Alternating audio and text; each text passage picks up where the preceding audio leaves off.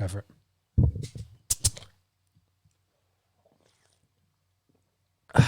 Hello and welcome to On the Esky, while my beer throws up everywhere. This is a sports podcast where we will talk about all the major sports from around the world. The key kind of stories we want to tackle today is we've got round 3 in the NRL. So we're going to have a look at we're going to have a look at NRL round 2 and then have a preview of round 3. Of course, we've got the AFL, their second round coming up. Then we're going to follow that up with some cricket news. Of course, the India versus England T20 series has just concluded and the one-day series has just begun. Then there's NFL and then the final rounds of UFC, golf, motorcars. Bit of everything. NBA, soccer, like the everything else. So there's a lot of great, interesting stories happening, a lot of fights happening all over the place at the moment, a lot of really good news. But before we jump into the NRL and kick us off, I think Macca has a little bit of a, what would you say? Punishment, Punishment, yeah. Punishment owing. You get a flashback to the fans, obviously, if you were listening last week, and to those new listeners, welcome. We're having a hot debate over, I can't remember how it came up with. It was Pepsi. It was a 2-2 2-2 draw or something. Draw in tipping, I should say. And yes, the man himself, Desmond Tutu, got to mention Reverend Desmond Tutu, and the Archbishop of South Africa. It turns out, unfortunately, Macca confused him with Robert Mugabe. Wildly different Murderer of hundreds of thousands of people in Zimbabwe. That's a skull. So I will say we didn't quite shake on it, but I'll skull anyway for that. Egregious oversight. So apologies to the Reverend Desmond, but this one's out to you. Whilst Macca gets that down, shout out to the Desmond Tutu. I think he's pushing 100, so hopefully raises the bat. Yeah. Fingers crossed. The patron saint of number 2s. Any sport on this podcast? All right. Let's get stuck in NRL. So I think we were broadcasting during this first game, which was Parramatta versus the Storm. It ended up with the Storm losing. Let's say win. The Storm losing to Parramatta 16-12. Parramatta, I think, we're out 12-0 at some point, or was it 12-6? I think, and then 18-6. Yeah, and then I finished it off with a late one to end that game. I think as I said, I thought it would be 18-12 around that kind of score. Yeah. I thought a lot of the games this week would probably be in that range just because of the weather in Sydney and all the games in Sydney.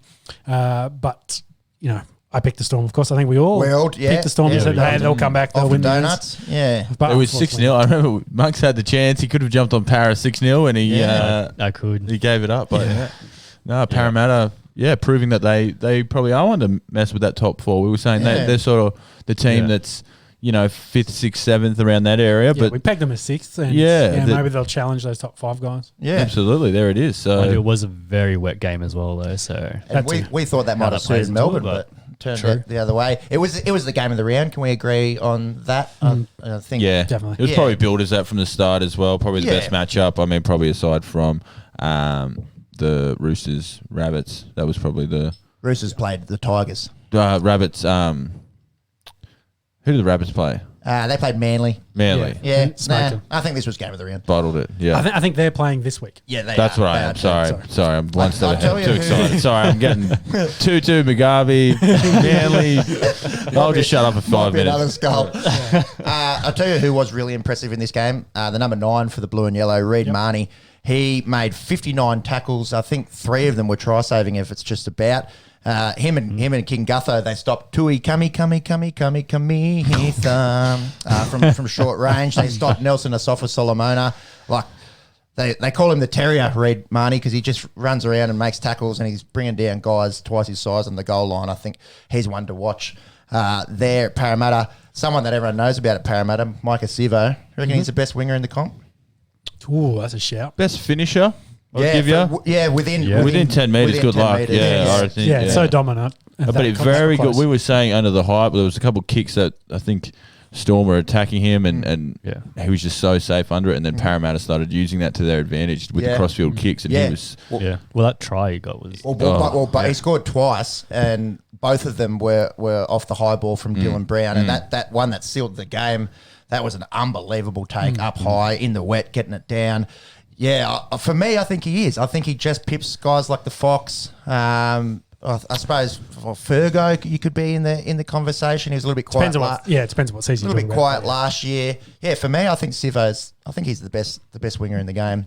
It doesn't have that elite speed like an Addo Carr, but yeah, like you said, within 10 metres in that corner, good luck. Well, that's what you want from you anyway. Get him 1-on-1 and get him charging over the line. But yeah. So Parramatta, they undefeated to start the year. Yeah. Yep. So there you go. There was two kind of big stories that came out of this game. Probably let's start with Kafusi. Mm-hmm. So we were talking about live, and I think I was very firmly in the camp of I saw the elbow and I was like, it's hit him in the temple, that'll knock him out. And I thought that was bad. He ended up, what did he get? 2 weeks. 2 weeks. Yeah, he got. And of course, Craig came out during the week and said, that's, of course, Craig's got to back his player. So he's essentially defending the situation. And it's like, it was nothing in it. It wasn't intentional, completely accidental. You can't be giving him 2 weeks for that.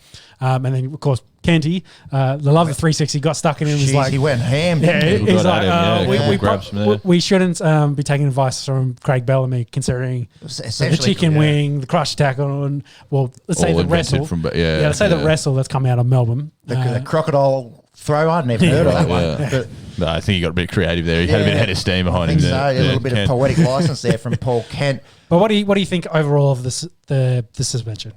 What are your boys' thoughts? I think he had to get suspended. For me, it might have been a 1 weeker. It was like when we watched it live, it was the back of Matto's head hitting the ground. I thought, which did the damage, not so much the impact from Kafusi. I think 2 weeks at tops is fine. For mine. Yeah. I think. Sorry, Mike, you go. No, I was just. But if you give it from the pure eye test, we looked at it here, and Sean, you were pretty adamant that he's giving him the old Hulk Hogan elbow drop there, but I just thought it was incidental contact and the head. I agree with you, Peps. I thought it was the head hitting the deck, but they want to stamp out that stuff. So I guess if it's borderline, they're going to err on the side of that. And you got to look at the result, and we'll get to it in the AFL. A bit later, there was a big one there, but we talk about concussion every week, and they're trying to look after player welfare. So I think 2 weeks is probably the higher end for mine, but I thought it was fair and maybe could have been an extra week or two, just because watching it back, I thought the intent there. I think there was intent for him to. He was trying to put him down as hard as possible. He's trying to slam him down. So I think there was intent in that regard. But I thought less about the elbow and more about... I thought the intent was there, and I thought the elbow was lazy, which is what I'm going to say about Danger later on in his attempted bump. Was there's a lazy aspect to it. Yes, his elbow's out there. It's in that situation. Does he then exert some extra force coming through the elbow? Well, I think we're trying to slam him on the ground that, yes, there's probably a bit of extra force in his body in that motion, which, of course, is going to come through the elbow. I think, it's lazy that the elbow was out of the way and has come down in contact with the head. You hit a bloke in the head, you knock him out. I think he should get at least 2 weeks, if not more, for just, lazy play. If you're going to be lazy, and I think you should be punished for hitting guys in the head, no matter what. That's fair enough. So the game, which just gotten away now, just gone after 8 o'clock here, Thursday night. It's a grand final rematch, Penrith and Melbourne Storm. Obviously, Kafusi missing from this one. Also, Nathan Cleary and Ryan Pappenhausen were late outs. Both of those you talk about, Cleary with the head knock, so that's why he's out, and then Pappenhausen, high shot, neck, and then why he's out. So, two of the guys you pay money to actually go watch play are out this week. Yeah, so, 2 of the young electrifying stars of the NRL. Yeah, so. Arguably in the top 2 or 3 for their club. Well, Cleary's probably number 1 best player in their team, and Pappenhausen's maybe 2 behind Munster and for Storm. Like they're the LeBron James. They're the guys you pay, put bums in seats. Well, let's do our tips now before this game gets away too far. Storm. Max gone Storm. I'm pretty easy as a Storm fan, resident Storm fan. It's a hard Storm tip for the rest of the season. I'll let you know that. Just put it. It's fair. They'll be punching at about 90%. So yeah, exactly. Right. I'm pretty confident with that too. I'm going to back the Storm as well, just because of the halves pairing. I think with the young fella in for Cleary, might be a bit tough for him going up against Munster, who's the best 6 in the game. Ooh. Over your boy Jackie. Oh, I said this last year. Yeah, you did. Who is this young bloke? Matt Burton. So this is the bloke that Canterbury have signed and been trying to get him out of contract all year to come and join them now. Because he signed for next year. But the Panthers, of course, are like, we don't want to get rid of him. And for very good reason. If Cleary gets hurt, he comes straight in. So he's the replacement. I think he's played 6 games. He's a big halfback, 190 centimetres, 96 kilos, if you don't mind.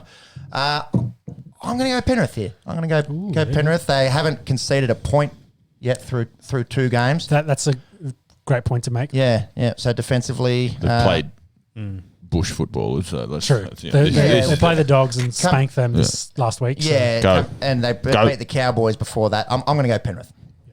Muggy? Can we get a Desmond here? Yes. Yeah, I reckon, Melbourne seem to have come off with a little bit of a slow start, so...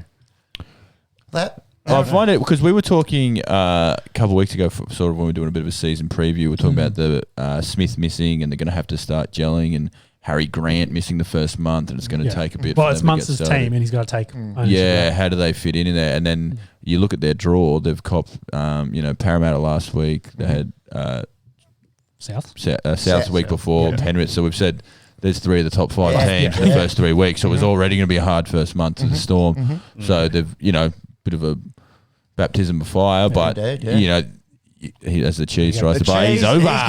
Cheesy. Harry who? Cameron who? We've got the cheese, bro. Under the sticks too. He doesn't want to go to the Warriors. He's happy.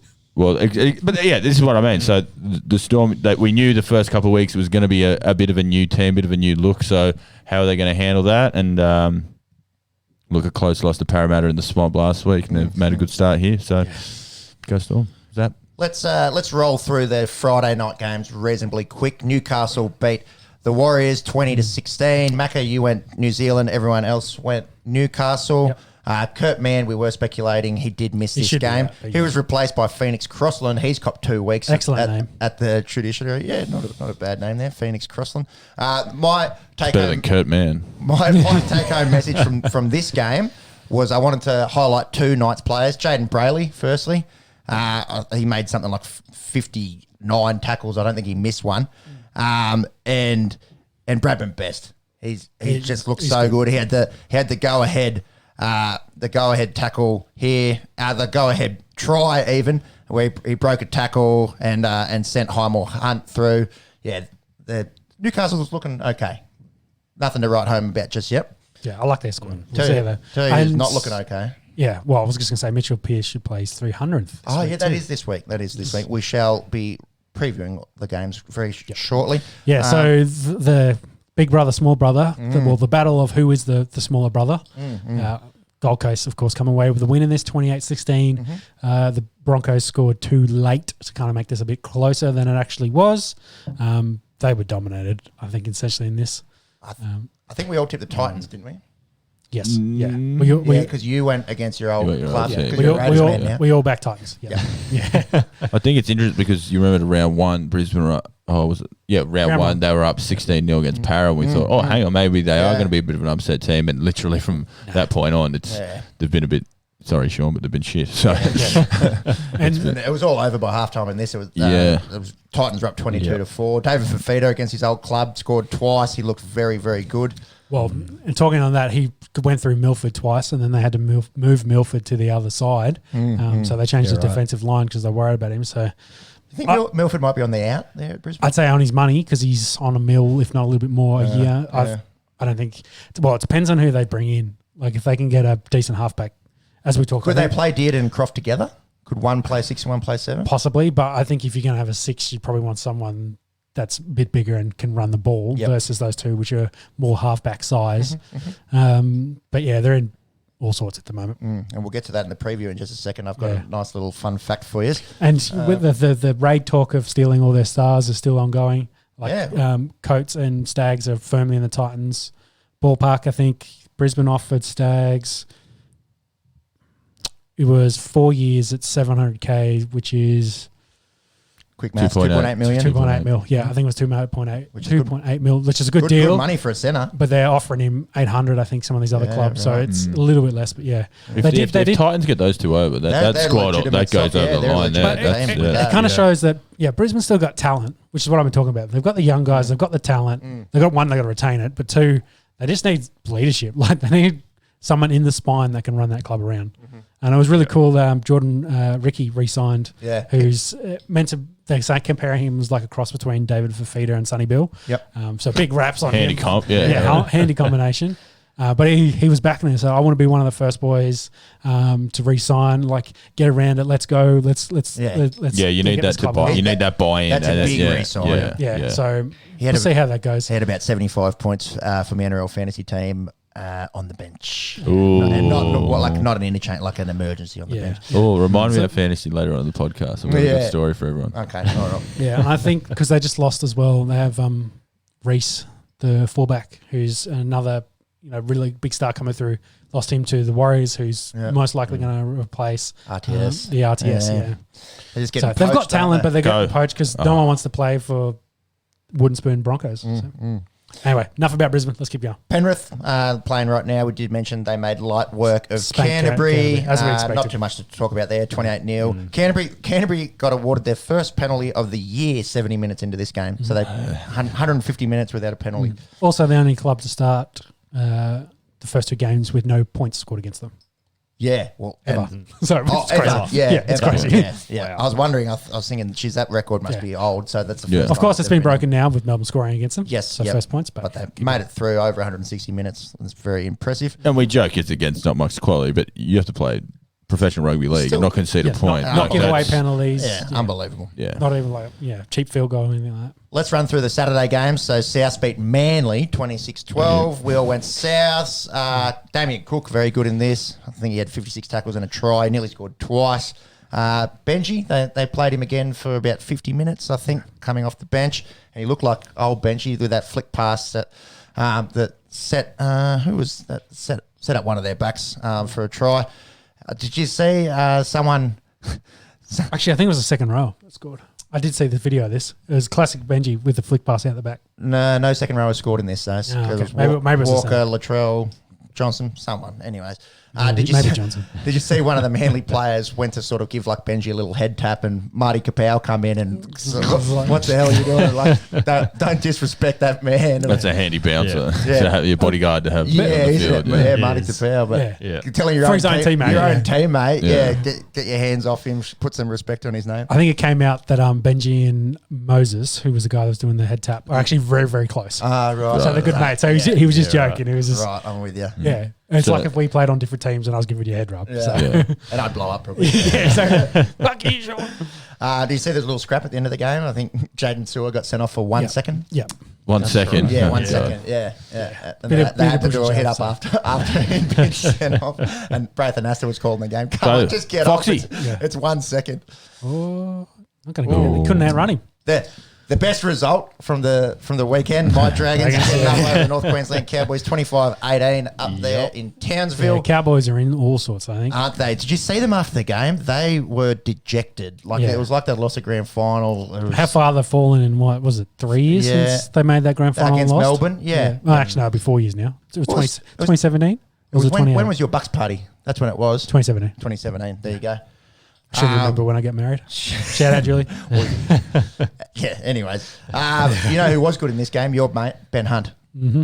He actually looked like a $1.2 million halfback in this performance. So he'll shut it down for the next month, as we were saying. That's his he game does done. like having a blinder and going missing for a month. So would love to see him back it up this weekend. As a Dragons fan, he had 2 try assists, tackle pass. He was doing cutout balls. He just looked like that old, Queensland Maroons sort of Brisbane Broncos Ben Hunt of yesteryear. Do you think Corey Norman had a bit of a hand in that? I think, Norman and Take Hunt. some pressure off, yeah. Yeah, what they got to do for me as a Dragons fan this year is pick and stick. Like their spine was all over the shop last year. They had Clune coming and Hunt going to 9 and McInnes, who's obviously done his ACL, playing lock. And they dropped Dufty and then brought Dufty back. And give guys half a season or the whole season to try, and no offense to Adam Clune, he hasn't been bad, but Ben Hunt's the guy that they're paying the money.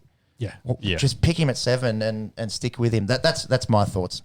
Kyle Felt, did you see this spear tackle? Some people were saying it just looked like a really good, hard. Well, he got Bird for a second one later in the game as well. Almost exact same. And Bird gave him a tap on the head. I'm fine. Good shot, bro. Yeah, it was a good shot. Yeah, he got 2 weeks for that. Thoughts?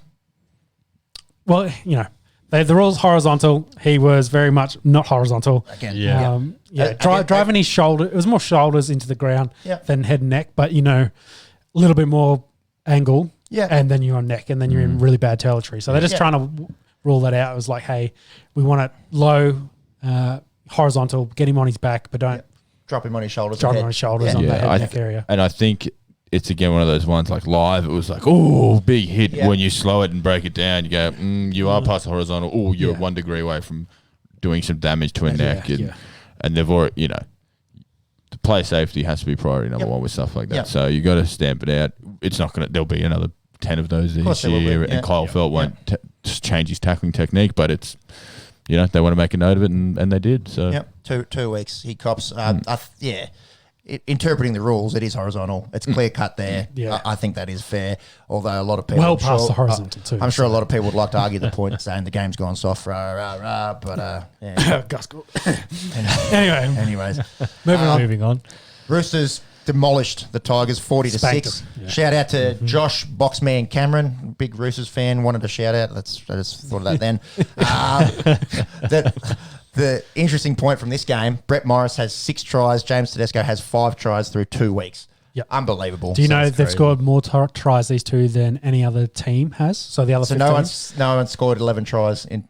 That is nuts. So they've scored 11. I think Penrith are the next closest, and they had 9 tries from 2 rounds. Unbelievable. So 2 players scoring that much. That's a handy start. The other stat was Brett Morris, of course, getting his second hat trick. Yep. First player in the history of Australian Rugby League to score a hat trick in the first 2 games of the season. So you've got Australian Rugby League there. Has it happened in England? Well, that's what it got reported. So it's reported because they was like, we don't want to say all rugby league because Super League will be like, hey, this happened in the Romanian rugby league. But in the history of the competition in Australia, it's never been done. Unbelievable. Which is crazy considering, what is it, 100-year sport by now? Well, it's 120. No, it's not 100. 1908. So it's 113. There you go. Quick maths, if you don't mind. That concludes the Saturday. Oh, there was actually one last point from this Roosters Tigers game. You see, Dane Laurie, he's a really exciting player, the fullback there for West Tigers. He got a Dally M vote in this, in a side that loses by 34 points, and like a guy like Luke Keary didn't get anything. Do you think that's justified? 34 points. Again, we're going to flip sports already. We're 3 minutes into the podcast. We'll do it. Gary Ablett used to get 3 votes playing for the Gold Coast when they'd lose by 50 points. A 34-point loss in rugby league is like equivalent to a 80-point loss in AFL. If you're losing by that much, you haven't helped your team. But using that comparison, Ablett is a goat. He's one of the upper echelon players.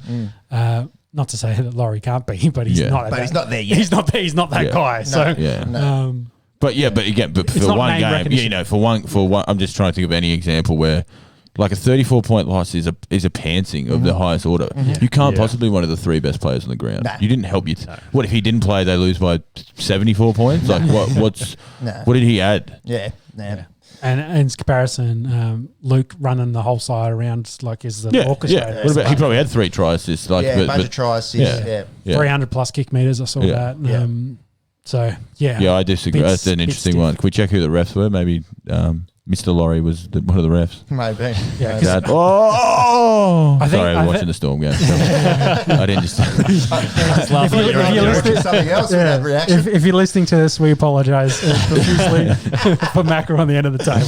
A little bit of passion. A little bit of passion here on the Esky. Too much passion, I'd say. A little bit too much. We love it.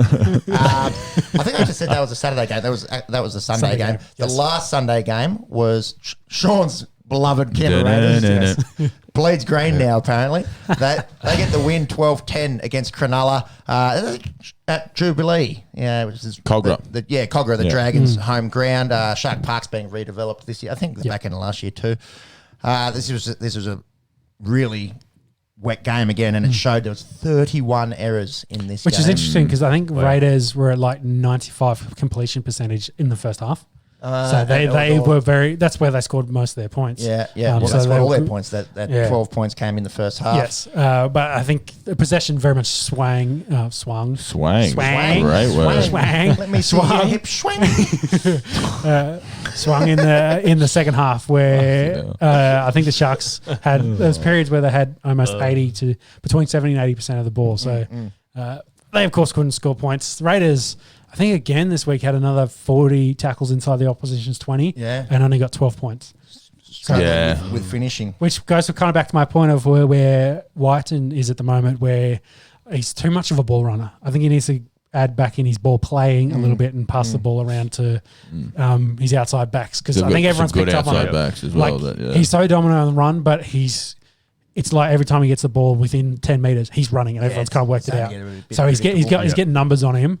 So I think he needs to kind of switch it. It was like, hey, I'll do my first one like that, draw those guys in. The next time I get it, they're all going to come to me. By opening up the passing game, you're going to open up your own game. Bingo, exactly. Which hopefully then will flow some points for the Raiders, because at the moment they're getting down there. They're dominating. They're dominating field position, but they just can't get over the line. So that would be my biggest concern at the moment. They need to find points. It's probably a good problem to have as well. You're that. If you can fix that, then all of a sudden the points are. And we saw them last year, and in the past years they can put some points on teams when they are clicking. So definitely. But I think the big one from that game was the goal kicking late. The Chad. The Chad was not great.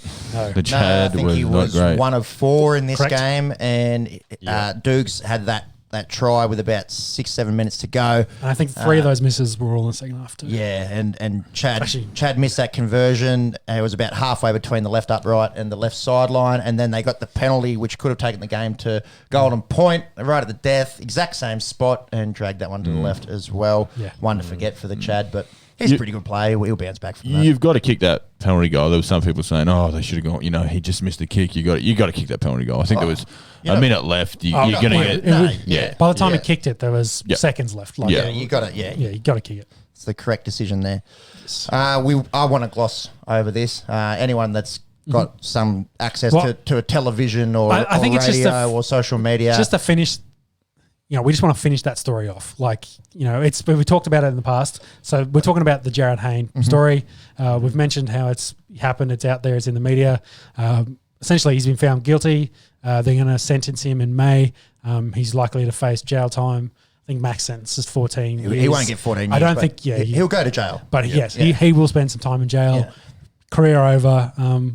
We'll leave it. He needs to get on with his life and sort himself out after that, and hopefully fix his marriages to his wife, who's been around him for through this ordeal. Got a kid.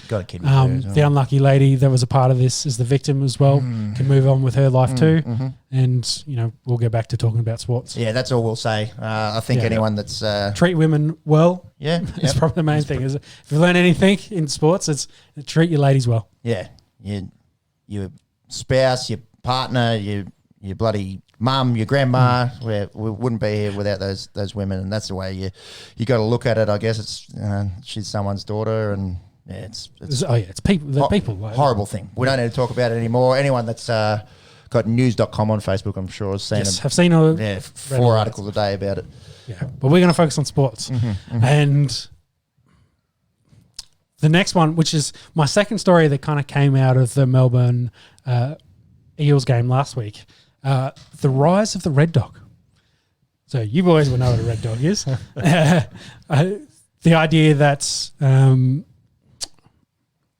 guess, faking injury to buy time. Staying down. You're buying a rest period, because it came out, the King, Gutho, who went down and then got strapped up. One of his teammates came over and he gave him a good shy wink. Yeah. So everyone the cameras picked it up. The cameras picked up on the wink.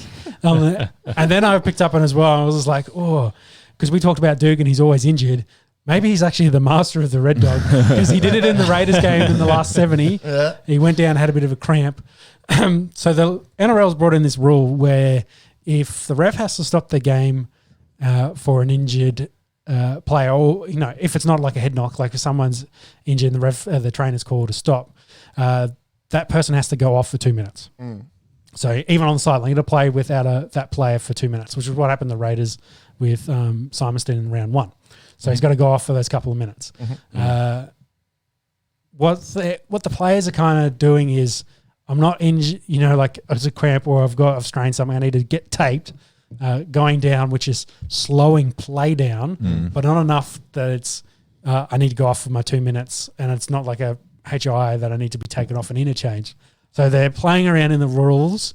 Dugan's a classic example of this one, or ribs or hammies or something like that, or shoulder goes down for 30 seconds, but it's buying that 30 seconds, and especially when the league's gone so heavily to speed the game up, take interchanges out, add more fatigue.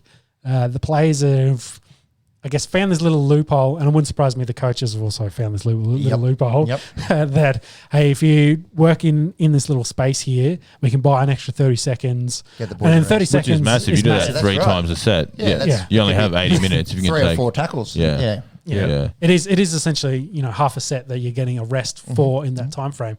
And 30 seconds in an NRL game, if you do it at the end of each half, you do it a couple of times, you're saving 2 or 3 minutes worth of rest time. So it'll be interesting to see what happens and how the refs treat this. They might come down clamping on this, so you would not surprise me in the coming weeks. You see more guys with small niggly injuries have to sit out 2 minutes because they're trying to, like, hey, well, you got to get off the field. You're slowing the play down, essentially. I don't know if there is a way to stop that, though, to be honest. I don't know if there is a rule you can put in. Because there's the mandate from the NRL to, player safety, but also be faster. So they kind of worked out, there is a spot right there, right in the middle. Right, exactly. It's just like you care too much about player safety to then affect the speed. So, it's an interesting one. And, we've already, round 2, we've already seen a few clubs doing it. You can pick up on some of it. I think the fans might get into it a bit more and be like, oh, this red dog. Yeah. We'll see with crowds coming back, if the crowds get more vocal with get on with the game. But, you're worried about those ones where it's guy gets someone is legitimate. Yes. Because, you can't blow a penalty on someone and say, time wasting, and then they turn down, they've got a torn calf or something. Exactly.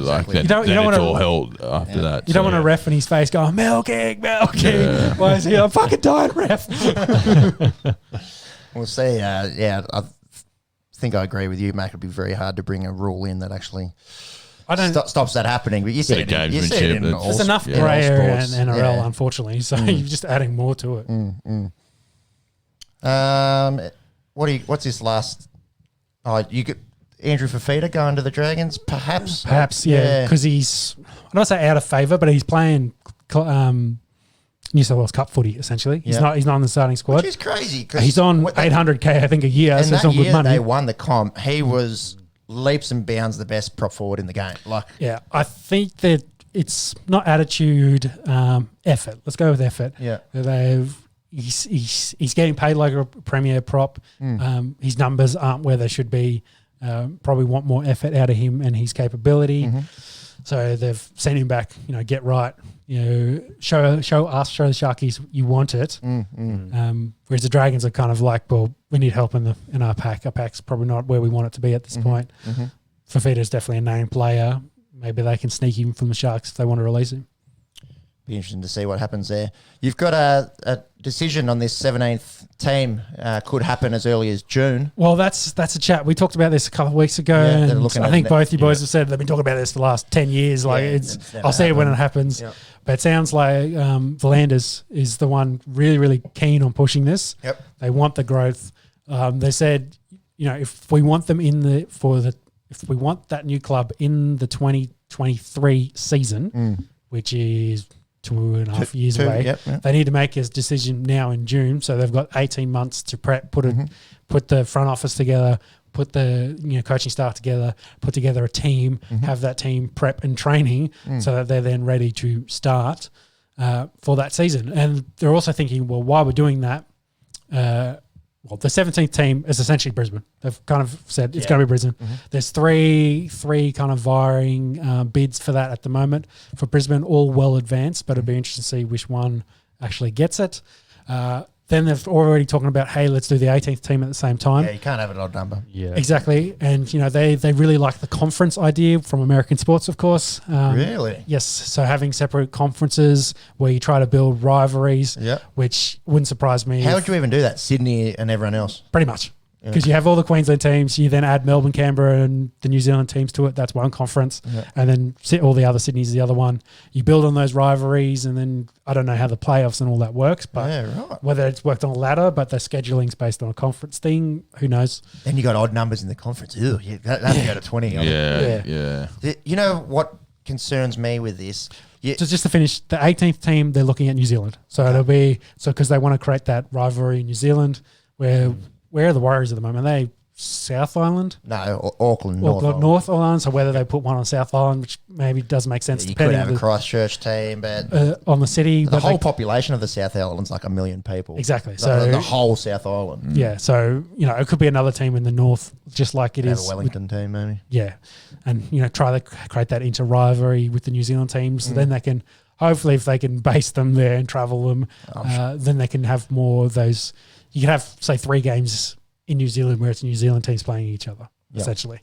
Try to buy into that rugby market if rugby, television-wise, is dying in this country. It is. Maybe not New Zealand. I think over there they've got no problems. They've got no problems, but So, did you get anything news-wise there on an extra Brisbane team, Mugs? Yeah, so contrary to that, so there's seems to be a handful of NRL clubs trying to put together a little group to block this. Really? Funnily enough, led by Gold Coast. True. Don't eat into our market. That's it. We need to steal the Brisbane players. Don't let them go to another Brisbane club. Exactly. And obviously being one of the last teams to enter the comp as well. So they look like they're going to be hiring a consulting group to work out whether it's worth all the trouble, what the ramifications are going to be, broadcast revenue, all that sort of stuff. So... well, they're talking about adds more games. They'll then probably have looked at redoing the TV deal. But what about the standard? That's my issue here. You've seen Canterbury go out and look like a reserve grade side against Penrith. You saw the Tigers get absolutely destroyed by the Roosters. I think that's why Brisbane probably makes sense, because you look at Brisbane where they are now with the juniors. Because take Sydney for example, they've got 8 teams in Sydney. Sydney, New South Wales is essentially pick drive for talent.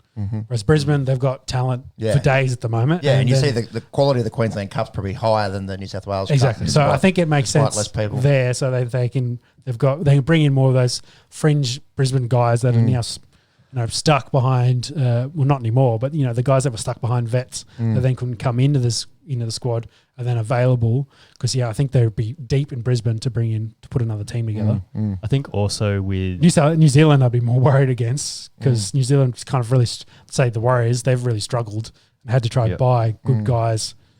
New Zealand guys come across Australia to play in rugby league and then try to buy the guys that fit and then or bring them back after they've been developed at other clubs. So I think New Zealand team, that's the one I'd be worried about.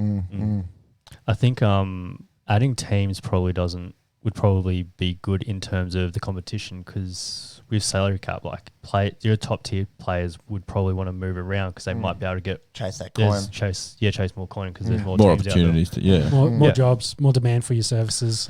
Then of course, as I was saying before, more games, more advertisement, more TV. We should what the league's saying. I think they've said if they add another Brisbane team, it brings in another $50 million for rugby league. Okay, so that's kind of what that's what he's looking at. So I think the top and bottom are two. Like we saw West Tigers and Sydney and Manly the week before. The gap between top and bottom right now is like a Grand Canyon. So you add 2 more younger developing teams in there. We already talked about sort of 4 or 5 teams. Maybe 6 pushing for the flag, and the rest are just sort of making up the numbers, really. So, but I'd also say in that regards, a lot of those guys on the bottom don't have a good halfback, as an example, or the ones that have a good halfback don't have a good rest of the team. So, not the quarterback comparison. They're the brains trust. Well, spines win games, don't they? Yeah, it's your spine. So if you don't have your spine and you've got talent everywhere else, it just doesn't work, which is kind of what Brisbane's problem is. They've got talented guys, but they've got absolutely no spine. Bulldogs have bought well. They've bought some guys for their spine who aren't available yet. And it's just, they're a year away essentially from hopefully moving up the ladder than where they are.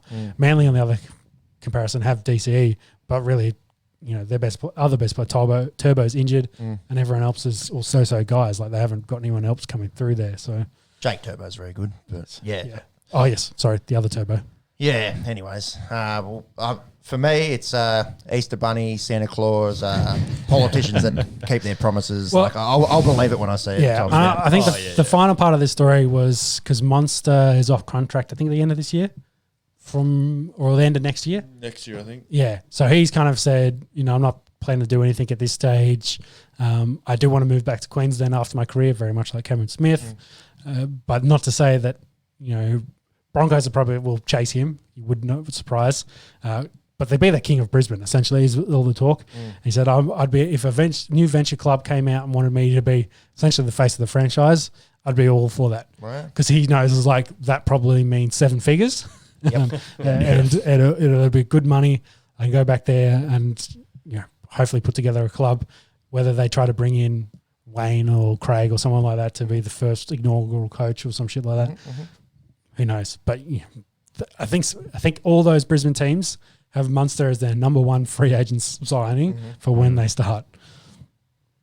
Speaking of Cam Munster, it's currently 6-6 with 4 minutes to go in this Penrith Storm game. We'll keep an eye on that first half as we keep going. Yeah, 4 minutes to go in the first half, I should say.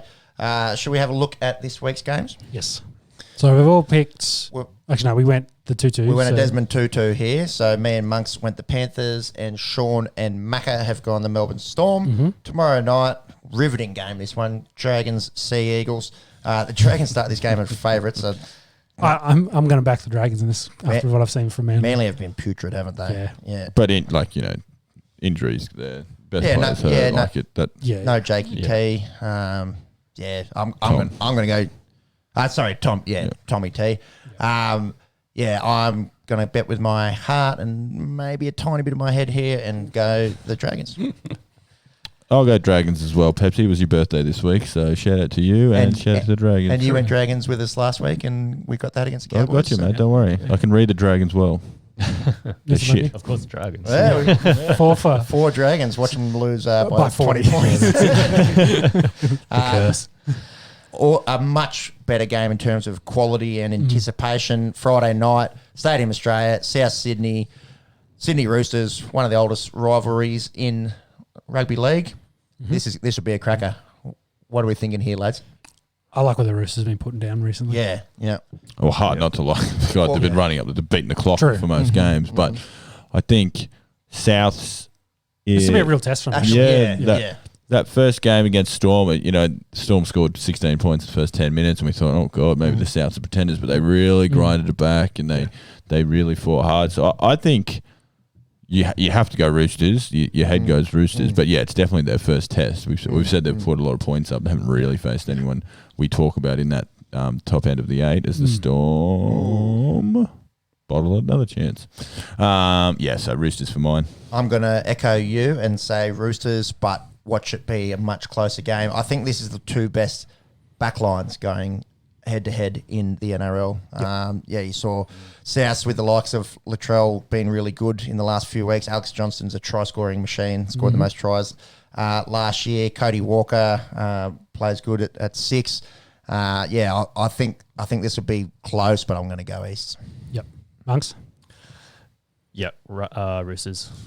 Go to the Roosters. We'll go to Roosters, yep. Canberra, Saturday afternoon.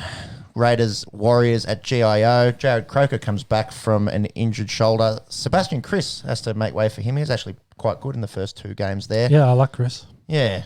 What are we thinking here, boys? Who's the other centre? Is it Scott? Curtis yeah, Scott. Curtis Scott. Yeah, so you probably... Kroger has to play, so... Yeah, he's the captain. We've spoken about this before. If it wasn't for his captaincy and goal kicking, he's probably not in the side. Yeah. I messaged the old man and said I'd keep Chris in the squad after what he's done. I think he just adds a bit more than what Croker does. So you just leave Croker out? Yeah. Yeah, right. I'd leave him out at this point. Olam's over. That's pretty nuts. It's a tough call. Yeah, isn't it? Yeah. I'd say it's less of an issue now that Hodgson's back because they've got that veteran to lead them round. Yeah, they've essentially, he's been captain now. Why Croker's been out. So you don't necessarily need him. Whereas last year when Josh, of course, got hurt, then it made more sense to have Croker then throughout the year. But he's the captain. They back him, loyalty. Yep. And Chris will get it's not the end of his career. He'll play at some point. Yeah. Croker's not that old. I think he's He's 31 now. Yeah, I think he's 1989 vintage. Yeah. Or maybe 1990. He could be. I think he's just turned 30, honestly. Yeah. He's. No, they had that 30th birthday party. That's where a few of the boys got touched up. And was that his 30th? Yeah, so I'm sure that's what it was. Always good to track age based on crime and scandal around Canberra. So Is he 90 or 89 vintage? Yeah, 90. 90 vintage. 90s, So baby. he's turning 31 soonish, I'd say, towards the end of the year. September 11. Ooh, poor date.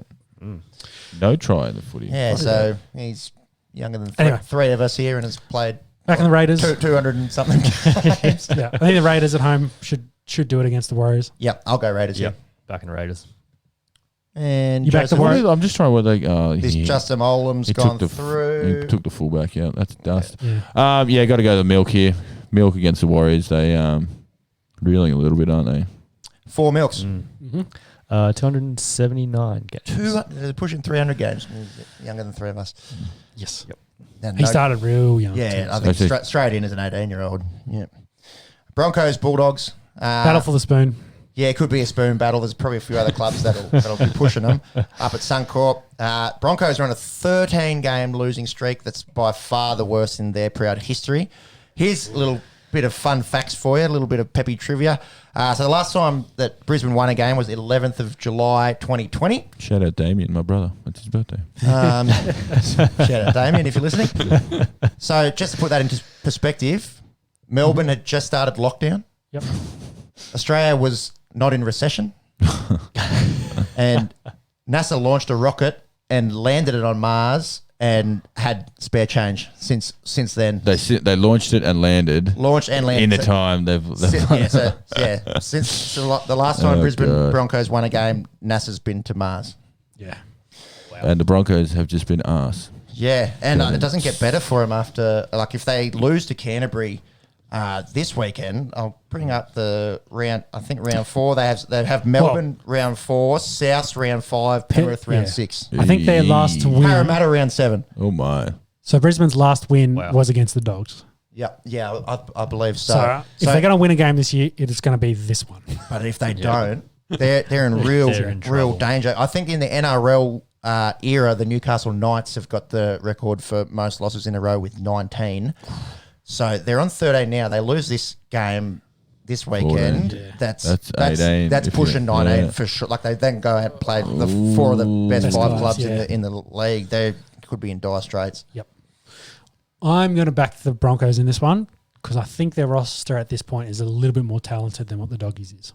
I like where your head's at. I want to talk about the Brisbane Broncos breaking this record in 6 weeks' time. So I'm going to go the Doggies. Joseph? I'll go Broncos as well. I think they've shown a little bit more heart than the Bulldogs have. They've showed absolutely nothing this year. So, is it Muggy? Yep.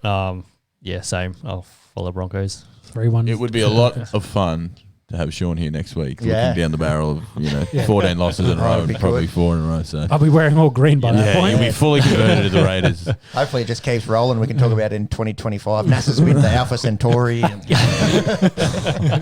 closest star to ours. Yeah, if you don't mind. On the Esky's moving to Mars by that point. Yeah, a little bit of astronomy chat there for you. So I think running through these last games, Eels, Sharks, I'm picking Eels. I think this will be close. Cronulla haven't been bad. But I just think Eels went a bee's dick away from beating Canberra. Para's been really impressive. I'll go Para here. Yep. No, I'll go upset. I'll go Sharks. I'll go the Sharkies. I need to make one back, so I'm going to go Sharks here. Mungie? Yeah, Eels. You said Eels. Eels, yeah. And then the Knights Tigers. So I guess we should probably talk about Joey. Yeah, BJ Leilua. Finally getting dropped, and Jimmy the Jet comes back in. I think he was hurt. He played round 1, missed round 2, back this week. Back this week. I've never... Well, he had that one great year here with wrapping up, playing outside him. But for me, he plays too much hero ball. Yeah. And he plays hero ball no matter where he is on the field. If he's 5 yards out, if I got an arm 3, I'm throwing an offload. Yep. Which 9 times out of 10 for him at the moment, it's that 50-50 ball. So he's not one of those ones that plays percentages. Jared Croker, on the other hand, plays the percentages. They're complete opposite. They're complete opposite centers, aren't they? Yeah. Very, very safe in his game, less risk, which means they maintain field position, but also not going to lead to a huge amount of scoring opportunities. I think Joey's only really put 1 year with every coin flip he did, it all went his way. He's just, since then, it's been the opposite. He's been very, Lady Luck hasn't fallen his way. He's tossed the ball and it just hasn't been happening for him. And I think at that point, you just got to realize the hero ball is not working for me. I've got to play a little bit, play the percentages. Yeah, if I'm in my half, I don't throw the silly pass. If I'm inside their 40, I might think about it. Inside the 20, I do whatever I want, kind of thing. Or understand, like, it's first, not do anything. It's fourth. All right, I can do some funny stuff here. Yep. I just don't think he's got that game awareness at the point that he probably needs to have for a veteran that's played as long as he has. For now, he's fourth club. He played for the Knights, Raiders, Tigers. Maybe it's only three. I'm not sure if he played for someone before the Knights, but it doesn't really matter. Don't worry about it, Muggy. But bit of a fall from Grace though. Like, he would have won Centre of the Year, I think it was. He might have done. He'd gone very close to it. Yeah, well, that year. Talk about Origin for him as well. And then for now New South Wales. Yeah. He can't get a game. Late Parner, wasn't it? When him looking up with Jordan and as the 4 and 5 there for the Raiders a few years ago. Yeah, it's sort of been a bit of a slide. Yeah. It was just the 3 clubs, wasn't it? Roosters, Knights, Raiders, Tigers. Started at the Roosters. I was going to say, I thought he might have started at the Roosters. Yeah. And then 59 games. Jeez, we're quick to forget. Yeah. Well, I think they tossed him because they weren't real happy with the way he was playing, like he is now. Right. And the Knights gave him a go, and he kind of played second row / standard for them. Yeah. And the Raiders brought him down here, and just that was his best footy, wasn't it? Yeah. Well, I think he was 3 years or 4 years. Monkey will have it there. For Raiders, 2015 to 19. 4 years. 4 years, yeah. And I think of that, I'd say 1 year of that was dominant. 5 years, actually. You're inclusive. Right. It's inclusive. Quick math. The quick math from the boys on the Esky. Yeah. It's, when a test match goes from the 20th to the 24th. Yeah, we got you, man. Yeah. Anyway. Math's not a strong point here. Yeah, he was named Centre of the Year in 2016. Yep. Yeah. Which I think was, he's one good year with us, and then the 4 following. You're on Raiders. Canberra. Wow, they're about to break their losing streak, and we live in the milk. Like, come on, we live in the Berra, so we're kind of considered us. I would love to hear this out of you 4 years ago. Yeah, God. When the Broncos used to be okay. Anyway, that's another topic for another day. Yeah. What are our tips in this one? I'm going Newcastle. Yeah, I'm back in Newcastle. Yeah, got to go Newcastle. Yep. And then I guess Newcastle.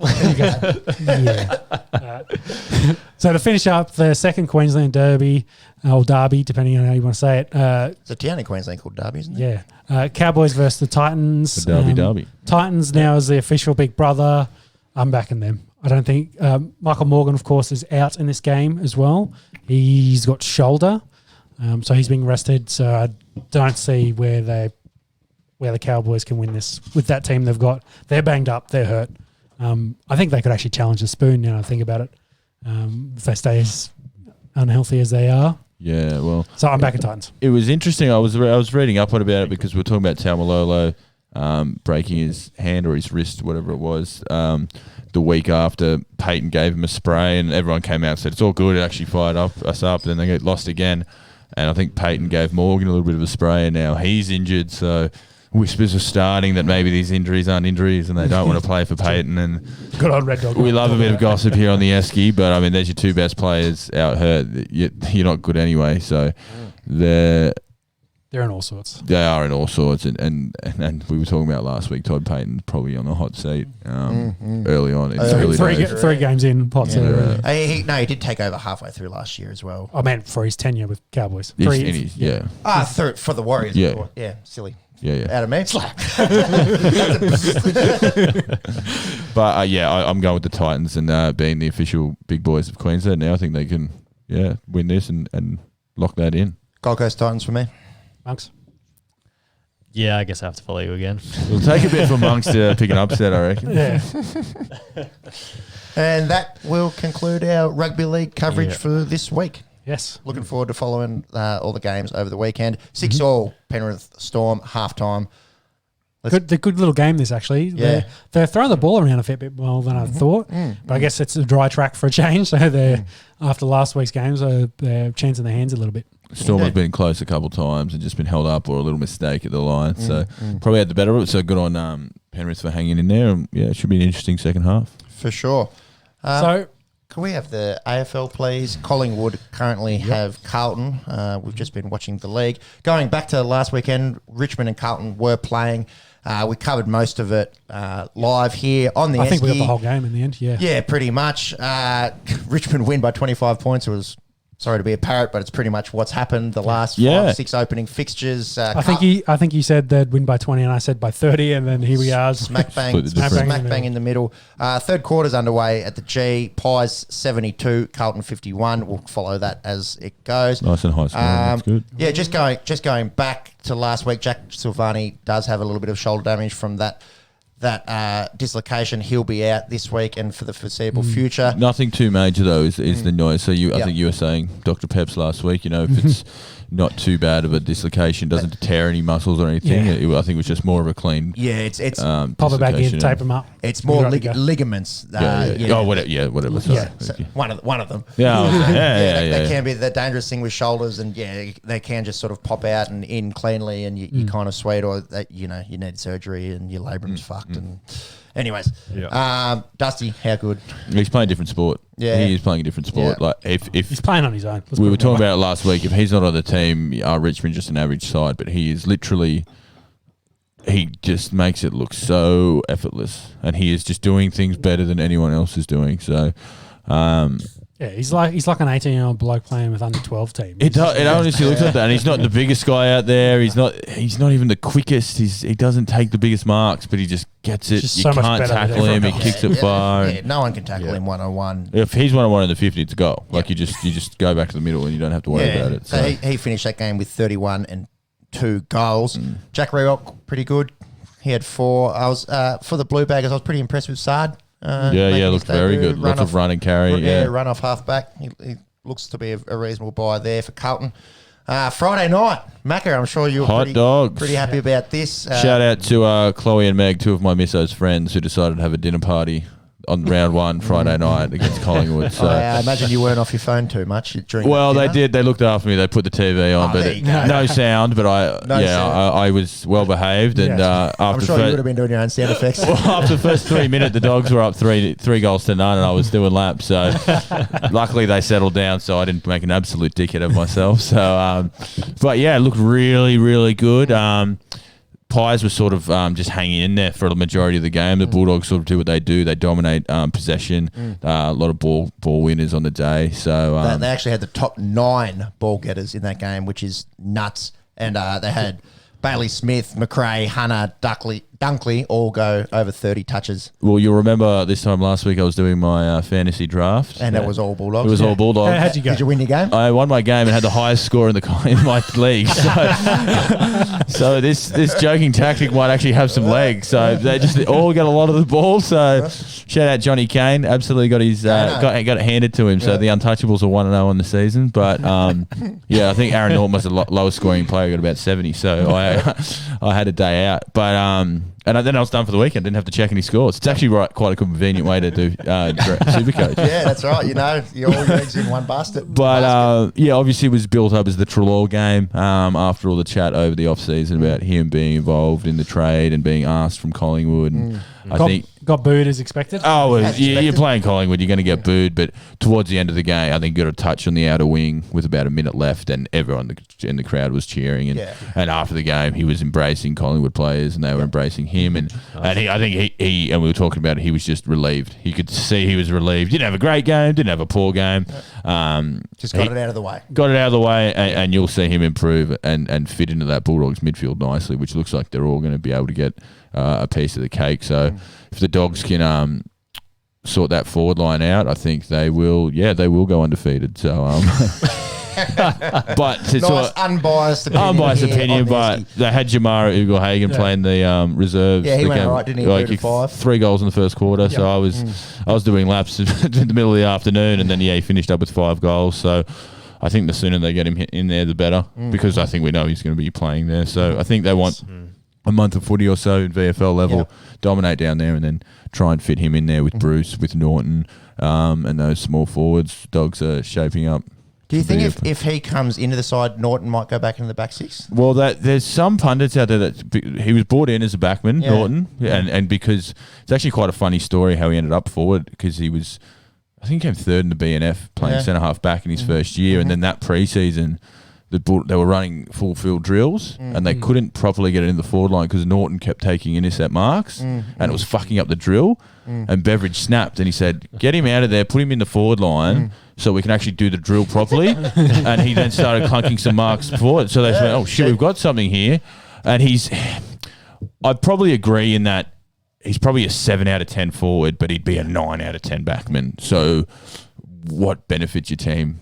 More. So like he can clunk a mark and he moves really well. He's 22 years old. Like he's fine. Wherever he plays, he'll play well. I think it's you need Josh Bruce to be that deeper, stronger. He competed really well on Friday. I think if you get Jamar in there, you've got 3 really viable marking options, and with the Bulldogs bringing in Steph Martin, Timmy English spent a bit more time forward. So now you've got another viable ruck option as well. And we did speak about how Grundy gotten the Bickies over Tim English the last 3 times they played. He won the hit out by a long way, but English and Steph both had more posies and they both kicked a goal. Yeah, and I think that's like the to be able to train every day with Steph Martin, the bigger, older ruckman, he's going to show him so much more. Timmy English is going to be a stud. And to both work into Grundy at once, Tim English versus Grundy is going to get worked over by the third quarter. English is going to be cooked. Grundy moves around the ground too well, and that's where he is his day out. Whereas now he's got to he's going to have a fresh ruckman every contest, because if you're tired, you swap out. And the Pies have Mason Cox as their chop out ruckman. So he only does 5%, whereas the Dogs sort of did a 60-40 split. I think it worked really well. So again, Dogs looking, that worked well in Brisbane. Exactly right. Brisbane have benefited now with Big O. Kind of Steph Martin helped build him up. To exactly right. So. And now they've sort of transitioned and sort of said to Oscar, "That's your team." So you really have 2 options of doing it. You can have a Brodie Grundy, a Max Gawn, and Scott Lysett kind of Nick Naitanui. You ruck for most of the game, and then you're going to have to play sort of a 5th midfielder, because you're going to be around the ball so much. You're going to get enough of the ball. Or you do what the Dogs have done here, like you said, Brisbane have done. Traditionally, you have 2 ruckmen, because it is such a tasking effort. You're at every stoppage, you've got to move. You're going to blow up. So swap it out. May as well have 2 blokes in there. So be interesting to see how the Dogs go this season. I'm pretty pumped after the weekend. You know where Bailey Smith gets a Buzz Linker nickname from? I tried to look into it. I think it's just a young, hot-looking dude gave himself a nickname, got an Instagram handle, and the whole self-nickname. We were talking. Boys obviously got around it. I was talking about when we were watching.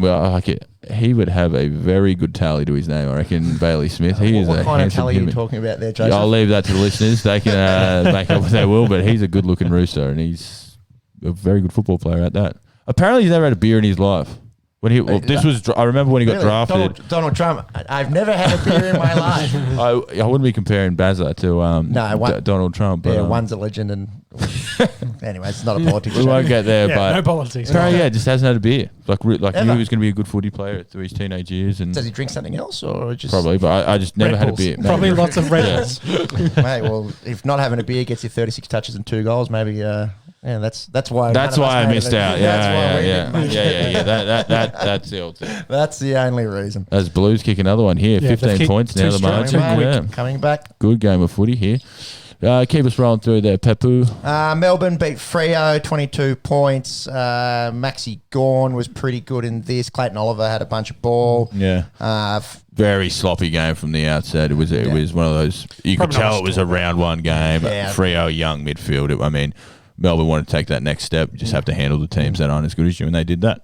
I think it's better. Let's talk about these Crows. Well, this was our bet of the week. Yep. Everyone pretty much said it. We put the curse on them. What was the Esky curse? Bookies would have been cheering. The line was 26. And we were like, I'll take that. Yeah, it's going to be. I'll take 2 of them. I think I said halftime line could be 26. It was halftime line. It was just for the Crows. Yeah, they went out and fooled everyone. Yeah, vintage Tex coming out and just kicking goals. He booted 5. He had a really good game. What happened?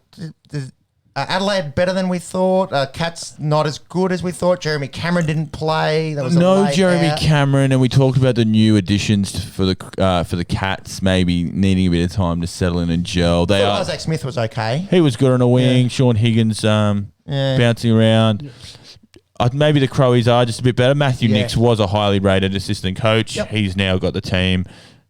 I think if you spend a summer but you're not riding off a team, it really helps join them, especially if it's a young group. And it go, all right, well then bugger everyone. They don't think we can do it. It actually says something. Yeah. Over a whole season, it will catch up to them. That if they are so young, they're not as talented. But for one, they've got crowds in front of them for the first time. Adelaide was rocking. You could have sworn it was a packed house. I think they sort of jumped them and then just rode that momentum a little bit. But the Cats did sort of try and bring it back in the second half. And to be honest, came close. It was 12 points, but I think another 10 minutes. Adelaide was up by nearly 40 at one stage. So. Yeah. But again, Tex Walker was bombing goals from outside 50. He looked like all-Australian captain. He looked like old Tex. Taylor Walker, which I think everyone thought he was done. He should be dropped. He can't. That was a chat all last year. He's towards the end of his career. He's a veteran guy just helping the young boys. Yeah, they come out and kick 5. So it's awesome for the Crowies and for Adelaide. But Geelong, bit of a surprise. I think the premiership markets might have moved a bit after one game. It's crazy that can happen, but... I don't know. Yeah, it just was. I can't explain how it happened. I lost money on it. I'll confess to that. But we can tell you what happened. They listened to On the Esky during the week. That's right. They got fired up. They've heard. It's the realest thing. He said they put 50 on us, and they've gone out and gone, fuck those boys. Tex Walker was listening to On the Esky. He goes, look at these 4 losers that have never done anything athletic in their life. We've reached America. We've reached India. Now we've reached Adelaide. Hey, we're happy to help wherever we can. Let us know who's struggling with form. Thank you, Crows fans. All right. How's that? Actually, Pepsi, how's your golf game going? Improving since you knocked yourself? No, not too bad actually. Maybe On the Esky curses. It's a real thing. No one else was there today to witness my groundbreaking 91s. Close to the course record by the sounds of it. Oh, it might have been the old Homer Simpson there. The traditional way to cheat is by lowering your score. There was a big news story from this game, and we touched on it before. Yes. It was the Patrick Dangerfield bump. Bump is a soft explanation of what happened, I think, on Jake Kelly. Jake Kelly got concussed, broke his nose. Danger has got 3 weeks. They didn't appeal. It was deemed severe impact. Do you think that's justified, lads? We broke his nose and he's concussed him, so I think... Yeah. The point I wanted to tackle was also they argued that it was... unavoidable, I think was the words they used. Like in the motion, like it wasn't intentional but unavoidable.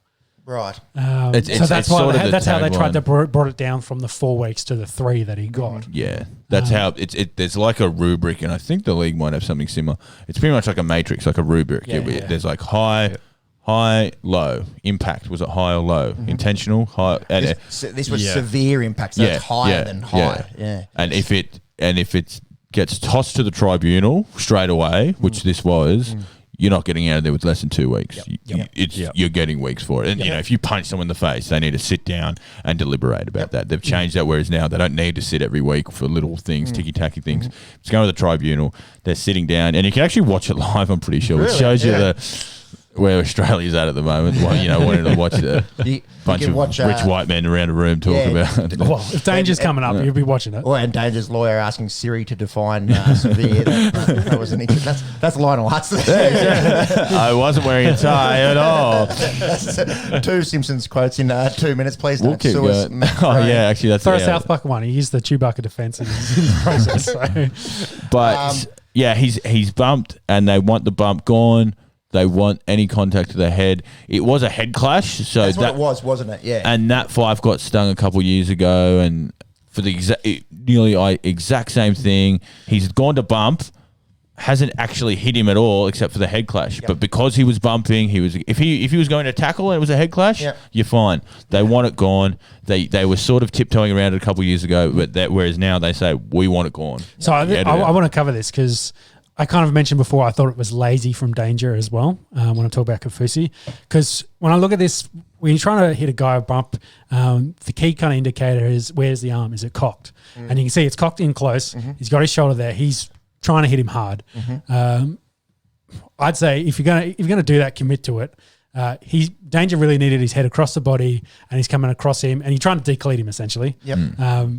And to step late too, that the ball's left. The ball's left. They're down 4 goals. He's frustrated. He's annoyed. And it's just he's lost his head. And even the best do it. Like we said, Nat 5's done it. He's done it. It's not just a young kid thing. Pepsi's done it. Pepsi's done it a couple times. I've never copped 3 weeks. So one, I think it's lazy from Danger is because he's got his head in the wrong position. If he's gonna put a bump on, he needs his head down and across the body and commit to it properly. That's right. If he said it was unavoidable, well, he's kind of tried to avoid the situation by putting his head in the wrong position, as well as another option. Kind of makes me think that maybe he could have angled this to the left a little bit, maybe spin off this hit instead of completely lay the bloke out. But if you're going to bump him, lay him out properly, because I'd say if you decleat him, he ends up on his back and you hit him more in the chest, that's a safer hit than if you hit him up high and then have your head in the wrong spot and then hit him in the face. I'd rather, if you're going to shoulder charge someone or if you're going to do a bump and hit with the shoulder, if it's around, say, the nipple height, that's where you want it to be. Or even just slightly below, you hit him in the gut, you're still going to decleat the bloke. But you've completely gone away from everything that's up above your nipples, which is shoulder height, and above where you get into the head area. Yep. So if you're going to do it, commit to it, and don't be lazy about it. Yeah, it was a little bit of bad luck, I suppose, from Danger's point of view. You could see he's got the stitching there on his cheek. It's his cheek that's made contact with Kelly's nose, and that's what's caused the damage. You do mention the cocking of the shoulder. The cocking of the elbow, I should say. Danger leaves his feet as well. I think that's something he's got two feet in the air there. I'll tell you. I think 3 weeks is fair. Now, he's done everything wrong. The reason I think, the intent of this, the angle as well, because if you look at when he leaves the ground, he's kicked off that back leg. You can even just play it just a little bit, James. And look how far back that ball's gone. He's a full second late. When we freeze there, the ball is 1.5 meters off Kelly's hand. You look at his angle as well. Like if you want to say, he's intent, driving into. Exactly. He's driving into the bloke. He's trying to put on a significant hit. Is it unavoidable? I don't care if it's unavoidable or not. At this point, you're trying to hit the bloke, and you've hit him in the head. Yeah, like you've put your head in the wrong spot, whether it's lazy or not. I'm going to call him out and say that he could do this properly. Use proper technique. If you're going to hit a bloke, hit him right. I think it's fair. Like 3 weeks again. 3 weeks, that's it. And I'd be happy if he got 4. Like I would not argue against that, considering what it is. Get away from all the head knocks. Like this bloke's now with a broken nose, concussion. He'll probably miss the month, if not more. So it should be comparable penalty for him. And they take that into account. They take that. What happens to the other player? You've got to. But that's what makes the severe. If he bounces straight back up from that, it's not severe. Then it goes away like that. But it's kind of is it a result of the injury or the action? They've done it more on the injury, but that's what they're doing. Can I just interrupt? Yeah, please go. But we should also take into account as well that what they're really trying to stamp out is, who cares about the month they both have got injuries? Like, it's more in 10, 20 years' time, when you retire. You've just... 100%. You've had 10 of these throughout your career, and then you're like, that's where you get into the state where, that's where they don't want to be, where they've got AFL players dying in the 40s, dying in the 50s. Either because, at their own hand, which is the unfortunate side of it, or they've just have degenerate brain injuries, and that you don't want vegetables. Like that was a huge problem in the NFL for a long time. Was the guys were just getting paralyzed, having multiple brain injuries and early onset dementia. Exactly, all that stuff. Like quality of life is just so poor, and it's just not worth it for 10 years of footy. Moving on, it's been a lot in the news. That's our 2 cents. Probably the game of the round in terms of the result in the AFL. Hawthorn come out 1 point victors over the Bombers. Big boy Ben McAvoy gets a nod as captain, taken over from Ben Stratton. And boy, do I love see a big boy get the skip. Normally we're a bit dumb. I tap 10 o'clock, you have skill. Go. Ruckman tap. Good to see the big boy. That's just you, Pep. What are you talking about? Nah, I think I can speak with a little bit of nuance and absolutely. vocabulary and big Depends boy how tap. sober you are. 10. Right Sean, now, you can't I'm talk. about half. Yeah. A good level, I think. My problems are genetics, so shout out, Mum. In this climate, In this blaming. economy. Anyways, Love you, Mum. 6-goal lead from the Bombers. The Hawks just came back, and they actually got the W. Unlike say the Cats in their comeback. The Bombers were up by 5 with 90 seconds to go. Tim O'Brien kicks the match winner. What happened with Ben Rutten on the bench there? Well, it was a bit. It was when your team's up and about and you're flying, and as they were, I think they're up 40 points at halftime, 39 points at halftime, and cruising. Then all of a sudden, the comeback starts and it's reeling a bit. And Rutten's been one. He's a new coach. Obviously, he's taken over from Worsfeld. He was the assistant coach, sort of groomed, if you would. They knew it was coming, and he was sitting down on the bench as this sort of comeback was slowly unfolding. And then there was shots of him on the camera, on the telly, and he was just sort of sitting there, wasn't actually talking to any players, wasn't interacting with them. Yeah. And the commentary out of it is, what's the point of being on the bench if you're not going to talk to your players? The whole point of being on the bench is you're face-to-face, you're interacting with those players as they run off the bench. You look at someone like Fagan, who's on the bench a lot. How vocal he is. And, but Rouge used to do emotional. it. Rouge used to do it. You can't see the game as well, for one. You just physically can't. But you can actually be more personal. You're not on the other end of the phone screaming at a bloke. You're saying, hey, remember, and it's immediate feedback face-to-face. But if you're just sitting there, you do that up in the box where you can see the whole game. So I think the optics of it, the aesthetics of it weren't pleasing. And Bombers fans were one of the more vocal fans out there, so they were a bit like, well, what are you doing? You may as well be up in the box. That's when you need to make your choices. Okay, you've got your lead, but it was quickly and just methodically getting chopped down, so you could just see where it was going. And he's just, you can't make any changes from the field if you're not talking. And again, God, he was shot a handful of times. Maybe he was talking to the players the whole time, but when he sat back, that's when the cameras got him. Right. But that's sort of been the chat coming from it. But there's probably a Hawthorn bloke on the camera, and he's up. Calls on goal, and he's looking. Now, get him out. Got him. But, look, it's round one. If you're a Bombers fan, you're pretty hard. It's one of those ones you want to start the season well, and that's how, couldn't think of a worse way to start, to be honest. So. But, it was a very, very good game of footy. Mm-hmm.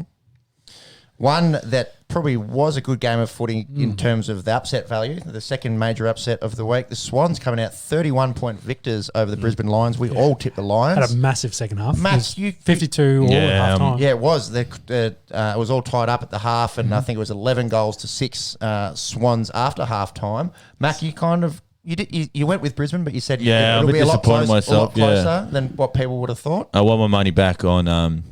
that I lost on Geelong with the Swans. So you take him with a line, or you take him head to head? Yeah, I took him with a line. No, because I thought everyone was the Swans list is quite good and it's quite young. Very but young, their older players have been there and been in grand finals, the Kennedys and Parkers. So they've got talent. Now that mix is there of solid veteran players showing young players how to go.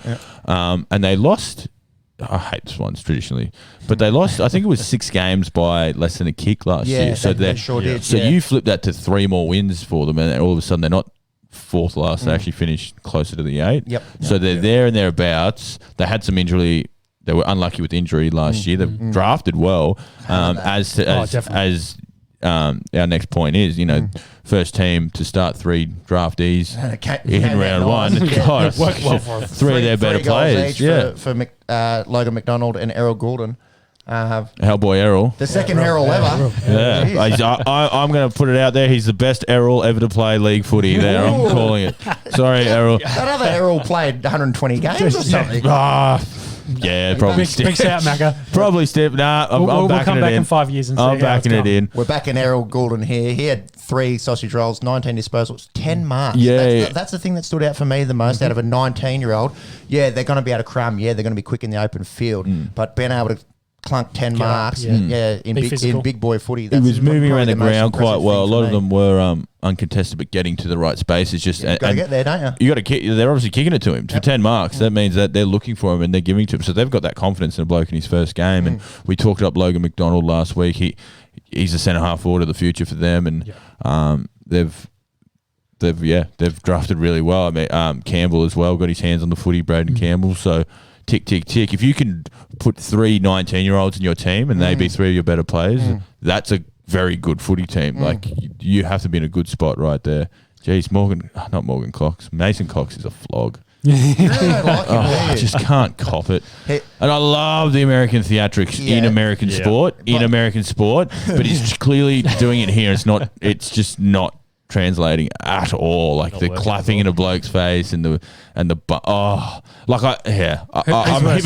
hypocrite. Who's worse, Toby Green or Toby Green. Toby doesn't have that flamboyant American style. No, it's a grub. He's just a grub. He's an ant. I was just trying to work out which one you disliked the most. Yeah. No, it's Toby Green. The answer will always be Toby Green if there's a question, Toby Green.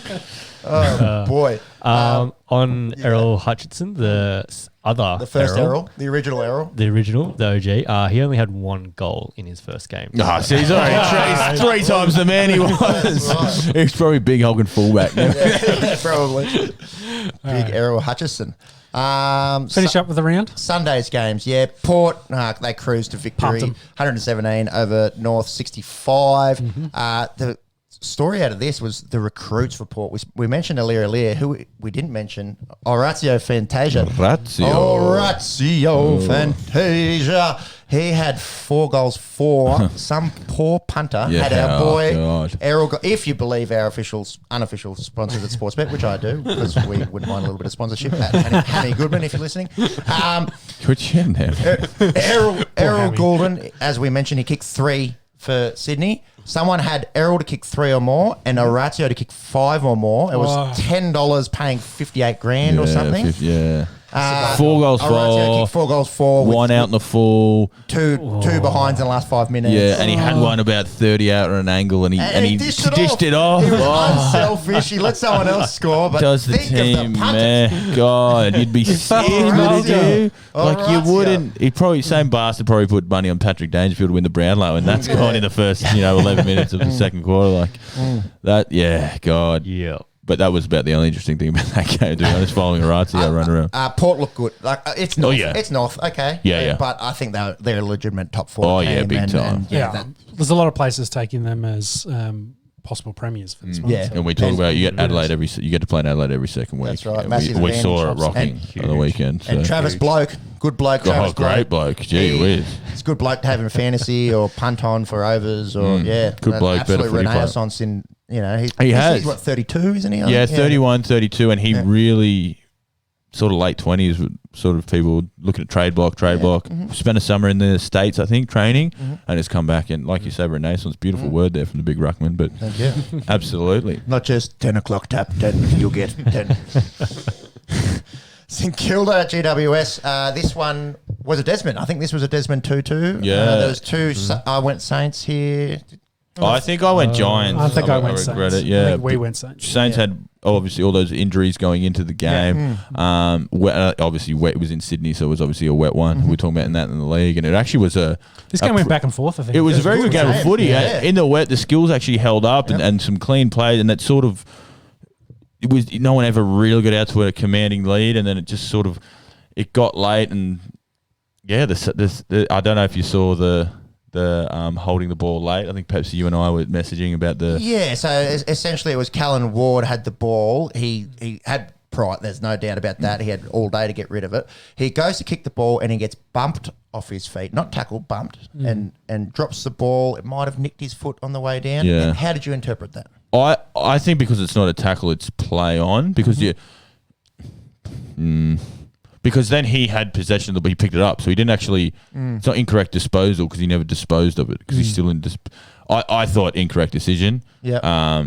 Essentially it led to like a changed the outcome of the game. Well, they kick a it was goal the last there and goal. it go. They were down I think they were down a point. Yeah, and they were about trying to launch a full field attack, and then Dan Butler kicks a goal, ices the game.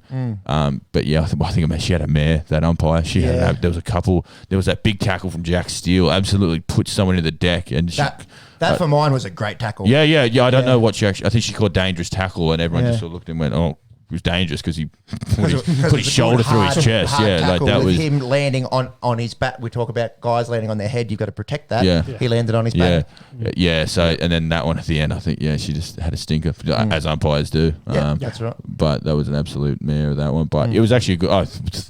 To be honest, I don't even know why I was watching that game of footy. It was a Sunday and I was doing nothing else. But it was actually a good. You're probably sitting there just going, "Terry Green." Yeah, I think because the Roosters were probably pacing the Tigers. Yeah, actually, I myself. Yeah, very true. Might have been much better viewing for the neutral viewer there. What was the last game? The last game was the Battle of the Course, West Coast and Gold Coast. West Coast coming out victors 83-58. The big story in this one, unfortunately, was Matt Rao.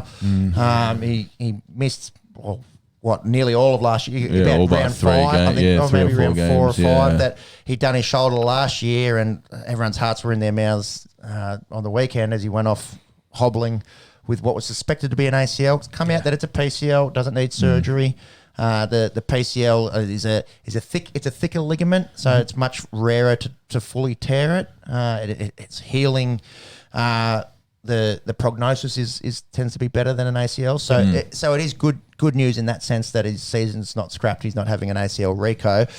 It's also not a great injury. No. Yeah, and I think that was kind of the feeling in the media. Oh, great, it's not an ACL, but it's also a substantial injury in itself. Yeah. So it is better than an ACL reco. It's not a full 12-month recovery type thing, but it's a half a season. Oh yeah, and a lot of rehab on that knee. Did you see the incident? Did you see? It looks so innocuous. Like he sort of got tackled to the ground. Once contact. He was it was bent knee into the ground. Yeah. It didn't have that nasty hyperextended. Not hyperextension at all. So a right. I thought it was like a kneecap. A right angle knee. So his knee's making a 90. He gets tackled and lands in that. On it. Okay. Yeah, and that's a classic PCL presentation. The PCL stops your shin going back on your femur, if you will, if you can picture that, and that's a classic way for it to go. Right. Where is the PCL? So because you got your MCL, your PCL, and your ACL, and your LCL. LCL. So this will be Great listing. This will be better on YouTube. I'll try and do it as best as I can. So MCL and LCL, that's medial and lateral. Medial meaning the inside of your knee, and lateral meaning the outside. Yep. Then your ACL and PCL are anterior cruciate coming from cross. Yep. They cross each other, and posterior PCL, posterior cruciate ligament. They cross over each other. The anterior one, the ACL, sits in front of the PCL, and it tends to be thinner. Yep. And just the mechanism of what it does, it prevents your shin going forward on your femur. If you can picture that, it tends to tear more easily, and on top of that, it tends to tear fully more easily than your PCL. Well, clean tear is also better for surgery though, because it's easier to put that together. They can be. They also say sometimes they hurt less. True. Yeah, right, because it snaps. It just goes. Yeah. Well, and watching the injuries is sad and brutal, because we talked about it last year. This bloke took over the footy world, and he's just this red-headed kid going up the Gold Coast. Like he will captain that team, and he just loves his footy. Hear him in an interview, like he's just got footies around his apartment, and he just likes to handball it. The injury's bad, but I don't know if it's there. But him on crutches walking up the sideline was crushing. Isn't it? Yeah. For the Suns, for footy fans. For footy fan, this guy's played 4 games of footy, but he was struggling to walk because he had the big leg brace on, and you just go, this. But it's interesting to show they show him walking up the tunnel, so he's walking quite normally from that. Which was the worry with the ACL, because that will happen. It'll happen in the moment, and then you can actually have a bit of here. I think it'll be. Yeah, they've obviously had a look at it and gone, we'll brace the shit out of this, so we just in case we don't want to damage any of the other ligaments as well. It's just heartbreaking for the kid, because, and I think we were talking about last week, that the one thing that couldn't happen was for him to get injured again. Like, for that team that needs. And the fact that he's just come from shoulder and it's now leg, like it's so it's different. not even the It's same not thing. repeated. Exactly right. There's two things that you probably don't want to have problems with starting your career, your shoulder and before your the knee. age of 20. So poor bugger, God, please, just a solid rehab. Don't rush footy back. Gods, look after him, please. You've got 10, 15 years of good footy ahead of you. Just get your body right, Matty Rao. That's all we need. West Coast end up being too good. The Gold Coast stuck with them. West Coast kicked away late, but again. Matt Rao plays. They're such a better team. You can just puts him over the top. So it's what I liked probably most about this round. The biggest margin was Port and North, 52 points. There wasn't anything more than 10. There was no real pantsings, and a lot that were in that 3 to 4 goal. Yeah, even that. The Carlton Richmond game was, probably one of the bigger margins, but that was a point at 3/4 time. Like we were watching it here, a really good game of footy. So I think the standard was red hot. I watched a lot of the games in full and then watched most replays. It was the quality of footy for first game. There's going to be fumbles. There's going to be missed targets, drop marks, but I thought it was really, really, and it could be that I'm a desperate human for footy and I've been waiting months for it. But I three think desperate ones sitting next to you. Yeah, exactly right. But I think it was just really, really high standard. And you said close games. The better players were rising up, and that's what you want. You want your superstars being on show, and we've got. I've just made the note there for the rule changes that they brought in. There was obviously the two big ones. There was that injury sub that we were talking about, but one that sort of snuck up was that man on the mark rule, and I'll admit, watching it here, it looks dumb. And I was talking to a few of the boys in Melbourne who went and watched the game live. They said, "Look, watching live, it's weird and it looks dumb, but I think it actually opens the game up really well. It cuts off." Like, it opens up those 45s where you can wheel around. It's definitely advantage guy with the ball, but that's it. That's the point of it. It's offensive. That's the point of it. It helps. The dumb 50-metre penalty when a bloke scratches his ass, that can go away. Yeah. But through the middle of the ground, opening up that 45, that's going to use the corridor a lot more and get the ball moving, get it inside the 50 before you can flood back. So I think that's, as silly as it sort of is, it's really one round, got very small sample size, but I think it's actually a really good rule that they've brought in. They've thought about it. They've worked out the science of what's going to speed up the game, and it's worked. As for the sub rule, some teams had to use it, some teams didn't. I've seen I think it's Richmond need to get compensation to get, who was subbed out? Was it Vlosten? To sub, they thought who did their collarbone? You'll be able to bring that up, wouldn't you, Max? Someone broke their clavicle and they need to bring them back. Well, they thought they'd busted their collarbone, so they subbed them out. And then they found out, it actually wasn't. It was just a bit of a stinger. So now they need to get compensation from the AFL to say, can he actually, we thought it was this, so we had to make a decision really quickly to sub him out. Can we, which is where the grey area is going to come in, A lot of grey. It was Vlosten, wasn't it?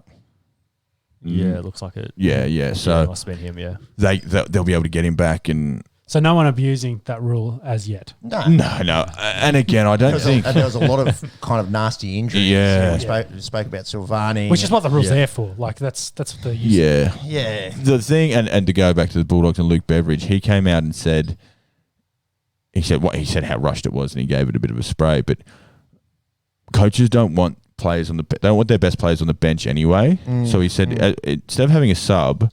If they get games, so Riley West was the sub for the Bulldogs, son of the GOAT, Scott West. He got a game. Scott West kid? Yeah. That makes me feel old. Yeah. Yeah, right. Yeah. I fucking love Scott West. He gets a game.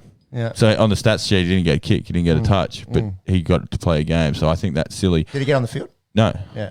But Luke Beveridge said, well, if you're going to have a sub, you may as well have 5 on the bench. Yeah, Because the difference between, all right, it's 4 on the bench and you lose a player in the first minute, 3 and 4, that is a difference. If you've got 4 on the bench and you've got 5 on the bench, that's no different. No. If you've still got 4 players ready to go on the bench, that's fine. So may as well have 5 and just the coaches can then use it as they wish, I think. So, again, I think the sub rule was rushed in. But as for the man on the mark rule, I think that big tick for round 1. So you liked it, yeah. It's a massive advantage when kicking for goal, isn't it? From a set shot. Yeah. It makes a 60-metre kick into a 50-metre kick. Yeah, big time. Yeah, and you saw guys just backing themselves from beyond the arc and nailing them because they can have that extra. It's about 10 steps, I reckon. Yeah. By the time because the umpire, and it's even around the ground because the umpire is saying stand, literally can't look at two places at once. No. So the player with the ball actually gets an extra couple steps. Yeah, for sure. Naturally, and then by the time you've said play, like you can move, you're off a flat foot. Yeah. He's gone. Yeah. So I was sort of saying to a mate today, will it come where coaches don't man the mark, leave them back? Coaches will always find a way to manipulate a rule, but maybe it will be in an attacking way, not a defensive way. So, high scores across the board. We saw, multiple teams get over 100 and a couple games, 90 or around the 90 mark for Essendon and Hawthorn. And we've spoken about it. Points equals crowds equals entertainment. Bums and seats. Equals money. Equals money. Yeah. We've seen the NFL, just keep them favouring the offense with all the rules that they've brought in to protect the receivers. Rugby league, making fatigue rugby league, pace, more points. You can't set your defensive line or you can't, get over your fatigue as well. It's just pushing points and people tend to love it, don't they? So, big tip. Everyone blows up when the test matches are done in 2 days. Everyone wants to see defensive points, runs, that no one cares about poor defenses. But big tick for round one. So I guess we should probably talk about round 2 though. So before we get into the picks, this round 75% crowds, and I think AFL's planning to have 100% back by Anzac Day. Yep, that's sort of their milestone that they want to get. Oh, how good's looking? What's that? 4 weeks away? 2, 3. What are we? 25th today, so it's a month. It's a month away. It's a month away. Yeah. How good looking at this? Pies and Blues, one of the oldest rivalries in the game. 75,000 in there at the G. It's brilliant. Nature is healing. Nature's healing. It's coming back. If there's bums and seats at the footy, we can all continue our lives. I think we can all. And like 2 of the biggest supporter bases, Carlton, Collingwood, and with both being on the up here, and if Carlton can be successful, and we've seen a very good game of footy here. We talk about high scoring, 76-91 here, just the start of the fourth. So it's chance of both teams hitting 100, which is very seldom these days. And but just the ball is moving. We've just been watching it here in the background. It's going coast to coast. It's, definitely. It's being used effectively. You're hitting up a target inside 50. So and loud crowd at the G. So how good. So picks in this. Is anyone going to back the Blues from here? From here? How many points will you give me? Yeah. Well, it's currently 91-76. So. Will you give me some points? Behind. I'll give you a bonus point. How's that sound?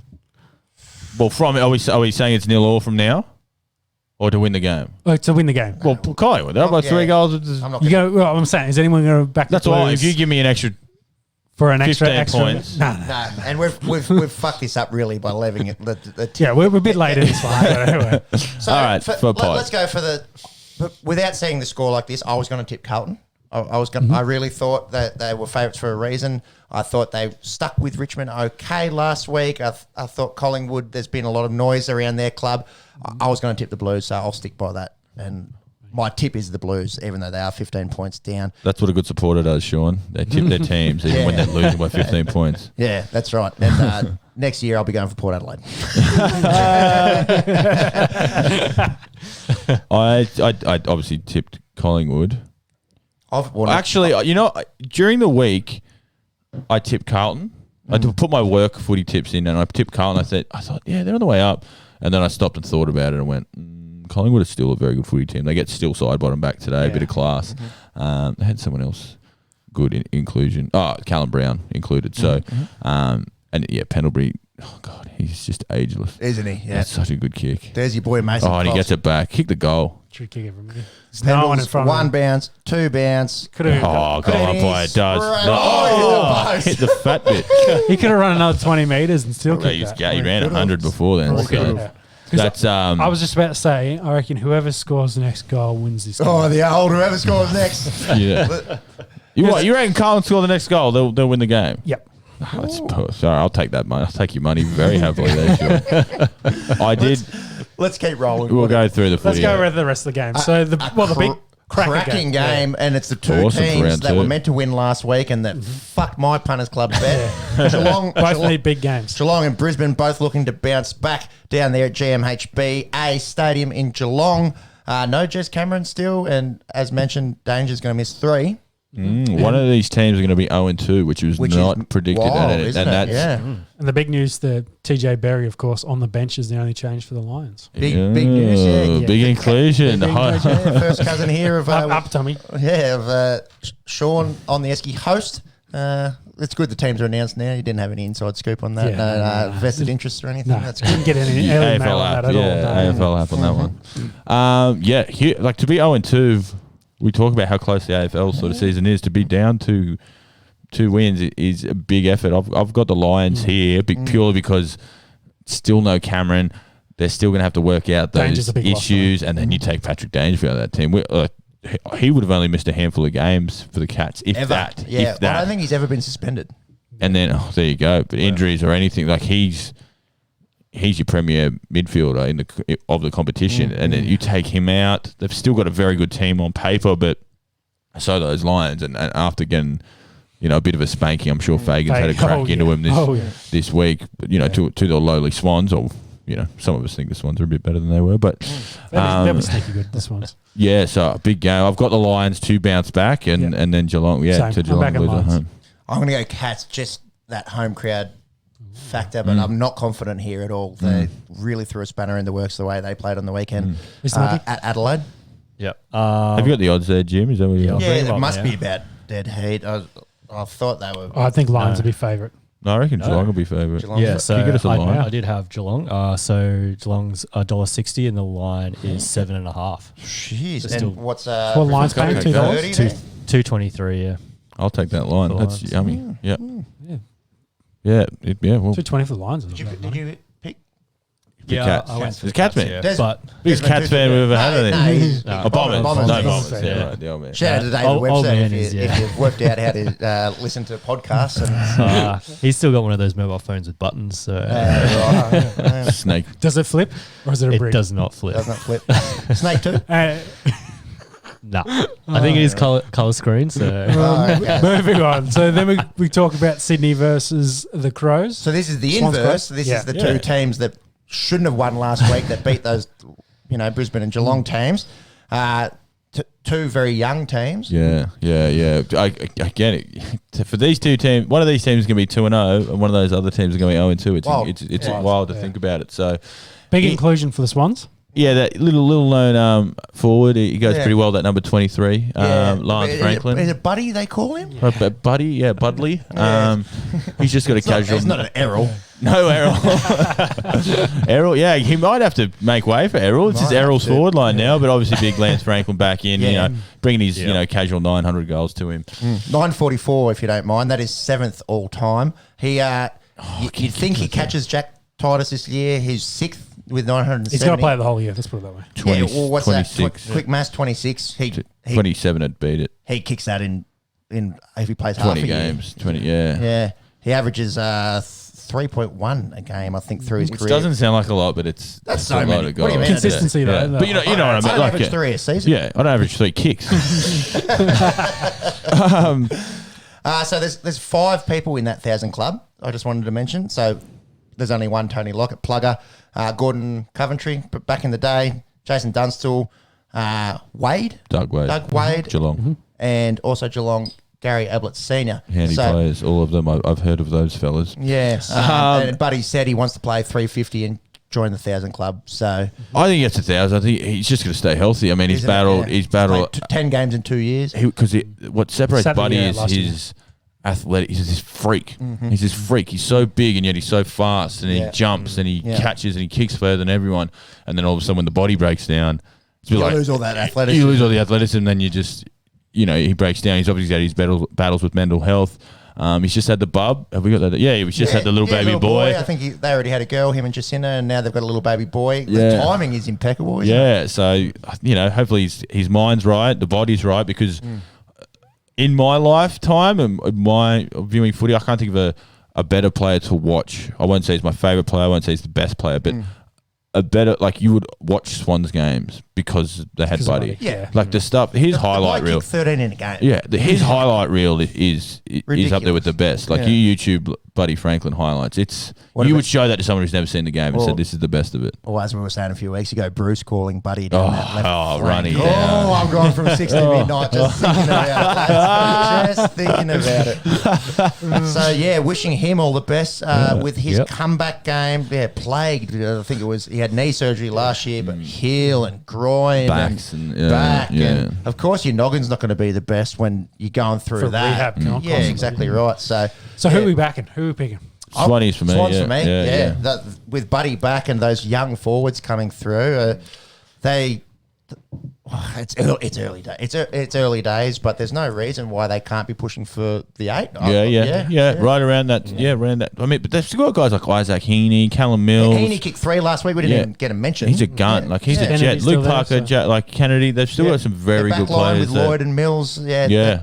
They're really got- not a bad side. And like you said last year, a few kicks different, and it's a Yeah, you completely flip different that. result. That's why they're sort of, and they're in Sydney, so they drop off the map a little bit. But they're building again. I really love everything you've said, but I just want to take a smoky on Adelaide. What have you got the odds there, monks? You get about $3 for them, wouldn't you? Yeah, 340 lines, 20 and a half. Yeah. 20 and a half? Yeah. Yeah.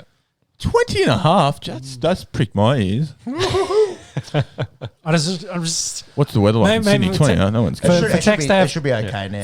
for Tex to have two good games in a row. That's what I'm backing. So I'm going to go Crows in this one. The big I Texan. love it. But I think Swans overall, like you're saying, I think they're in for a big year. Okay. Yep. I like it. I like the smoky. Yeah. I backed the Crows based off last week. Desmond. Desmond. We got another Desmond. Yeah. Completely forgetting that Buddy was back. So, but yeah, we'll see. We'll see. Back I him like in. it. Stick to your guns. Yeah, I'll back him in. From one Adelaide, the supposed shit team to the supposed good team. Port Adelaide plays Essendon in Adelaide. Who we got here, lads? Rockcliffe's 23rd man again. That we saw that I think happen on that- the weekend. He did get subbed in, I believe, in that game. He did. It was a bit of a shock that because they named their emergencies or like their bench, and then they can sort of announce the 23rd man, and everyone sort of was a bit shocked that it was Tommy Rockcliffe. Like, and we were sort of talking about it. Wouldn't you be better off playing him in the twos? They were awkwardly playing on a Sunday. The twos played Thursday night. So, Okay. and again, The this is the timing issue. difference. This is the And it was a issue. pre-season game for the handful, wasn't it? Yeah, so he can't have a full game hit out. He'd either, if he doesn't get play in the AFL, you obviously want one of your better players to play a full game. Yep. He would have had to go, training Sunday night, Monday morning, do an extra session. This is where this sub rule gets sticky, and I'm really not a fan of it in that sense. But obviously Port. We talk about how good they looked across the board. They look fast, which is big. At Adelaide Oval, the fans. I don't think they'll we be need to there. talk more about this. I think Port Adelaide. But after the way Essendon After the way handled Essendon play themselves was, in the I second think, half, yeah. the Orazio Fantasia game, they'll get around Yeah, a him. little grudge and- match for Orazio. I think it's Port. I think Port too as well. I don't think a blowout, but I don't think it's close either. Yeah, Thanks. bet the over on this one. There'll be lots of points. You have to go against my heart and go Port. There you You got go. odds there? Yeah, so Port's $1.15. Essendon's What's the game $5.50. line there? That's Short, isn't What's it? the Line, total point? Line's 32 and a half. Total points? Ooh. Give me 180. 1-8, yeah. Yeah, that's probably fair. Might have Give to us a research second. that one. We'll go into the next game, which is St Kilda Melbourne. Pretty evenly matched, you'd say. Yeah, probably St Kilda going off last year's form a little bit, that step ahead. They're sort of traditionally, they're around the same mark. They were Yeah. bottom 4 together, and they've sort of come up slowly. Is it sixth versus ninth from last year? Yeah. Yes, it would have been. On ladder position, yes, yeah. Sainers still have a couple of those injuries around. They're still not sure who's going to be back. I think the big battle here is Max Gawn. We talk about the ruck battle. He's going one out.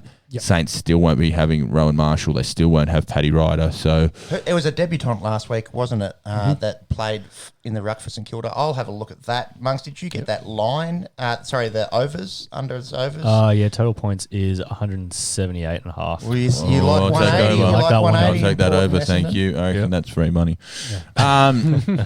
So Max Gawn's one that dominates the best ruckman when you're going up against someone who's slender body. Who's On the AFL app, I don't have a first name. P Hunter. It doesn't have a first name on the AFL app. So no, it's Funter.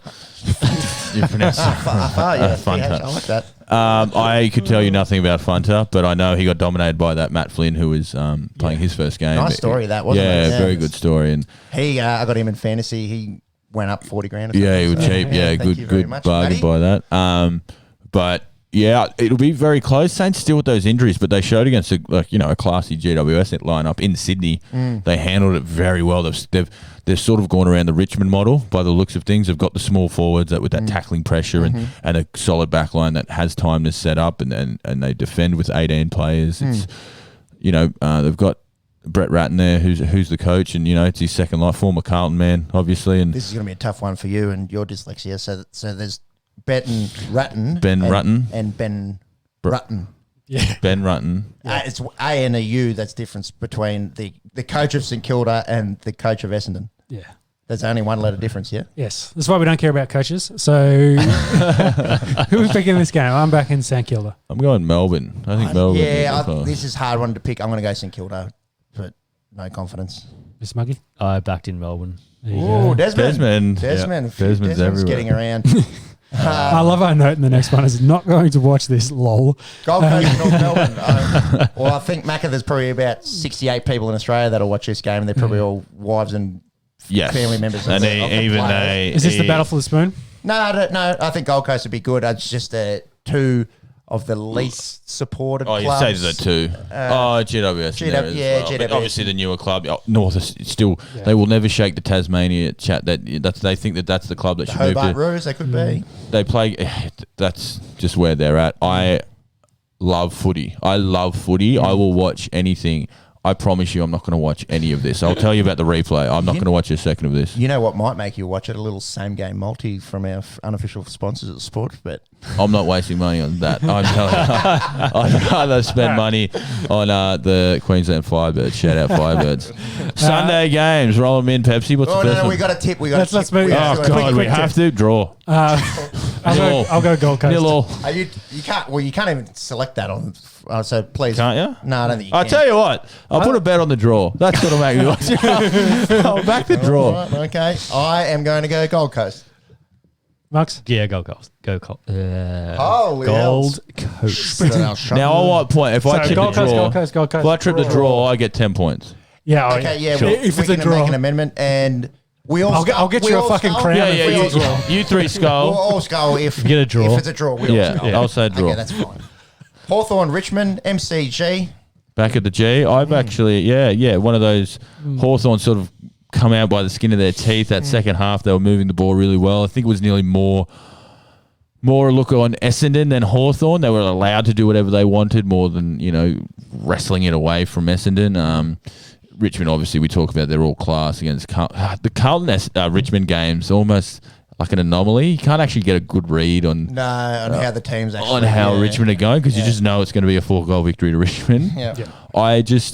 I've got a feeling about this one. Like, Hardwick obviously used to coach under Clarkson. There's always that angst between protege and sensei, and I just got a feeling that Clarkson's got a trick or two up his sleeve. I think I've just got that Hawthorn stink. They've just been good for so long. Maybe I just can't handle the fact that they're bad. Their list is still it's not bad. Okay. They've got some weird players. Like, I mean, Tim O'Brien kicked the winning goal. Like, what the hell is that? Who the hell is Tim O'Brien?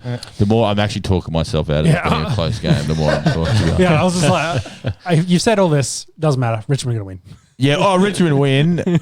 Close 21 points. I'll give them 21 I'm back at Richmond. points. Pretty close. I'll go Richmond. Max? Richmond. Yeah. The line is 30.5. Well, Yeah, I'd take that. I would take that for Hawthorn. Yeah. Richmond not one as well to really blow teams out as well. They like their style of play isn't pile points on. Yeah, with 6 minutes left, you got to roll the dice. One to kick it to him. Kick it to him. We're just talking about Collingwood. Kick it off the ground. So Collingwood 99 lead Carlton 84. 5 minutes to go, 15 points in that one. Can the Blue Baggers pull something out of their arse? So we've got 2 games to go. So Bulldogs versus West Coast. Dogs by 77 is probably a big shout. Good. I don't know, Sean. I might have to prediction here. Might have to. Interesting call by you. I might have to agree with you there. Going off last week's score. Traditional bogey team of the Bull. I wouldn't even call them a bogey team. They've just dicked the Dogs the last few times. But it's always been in Perth. So this one's actually at Marvel Stadium at the Docklands. So obviously that quick track that the Dogs, they're going to get their touches. They're going to flick the ball around with their hands. It's how. And West Coast are actually, one of the top two, and they're not two, at setting up defensively and moving players around. And the Bulldogs, like we talked earlier, are just shocking with their forward line setup. They just don't have the chemistry and the structure up there. So I think it's going to be one of those games where the Bulldogs dominate possession. They'll get it inside 50, but there's a lot of intercept marks to Tom Barras. Can they convert it into points? So it sounds like you're saying West Coast going to win? No, Bulldogs by 77. I agree.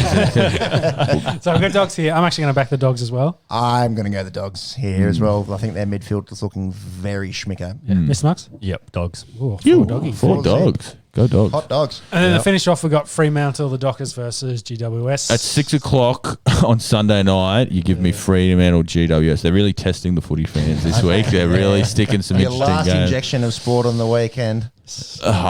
I actually will watch that one because there'll be nothing else. I finished Mandalorian during the week, so it's either a new series or it's the Fremantle GWS game. I was wondering where you're going with our Dimmer Clarkson stuff. It was a little bit of it's in the brain. A little bit of no spoilers, master and apprentice kind of thing. No spoilers, but that last episode, that was that was a big. We won't get into that. Yes. But we'll start a new podcast, a new branch. But right. This who are we game, Giants. Bit like that, isn't it? Yeah, I might go Giants. Yeah. I'm going to Freo. Freo, yep. Max? Back the Giants. They are slight underdogs. What's the odds there? So Fremantle's 198, 189. GWS is 195. Right there, so the line will be about 2 points. And yeah. Freo have to win this if they actually want to show any real improvement. Like you've got a vulnerable GWS team coming to Perth. Yeah, played like dog shit the week before against Melbourne. They need to stand. I understand they're young. We show how fickle the AFL public is as the Goey seals it with a handy point. They need to show. They need to show. They might not have to win, but they have to show a lot more than last week. They were butchered the ball and they were just stinky. So benefited there for round one, but Longmuir as coach, he'd want to have a better performance this week at home. And that, I think, will wrap up the AFL chat for this week. Can you just get us a score in the Storm Penrith game just to see? Sure thing. If you'd like to introduce the next segment, this game's done. Let's put it on. Switch it over because we'll come. I think the other game will be closer to being finished than this one is. And then we can come back to that. Blues lose.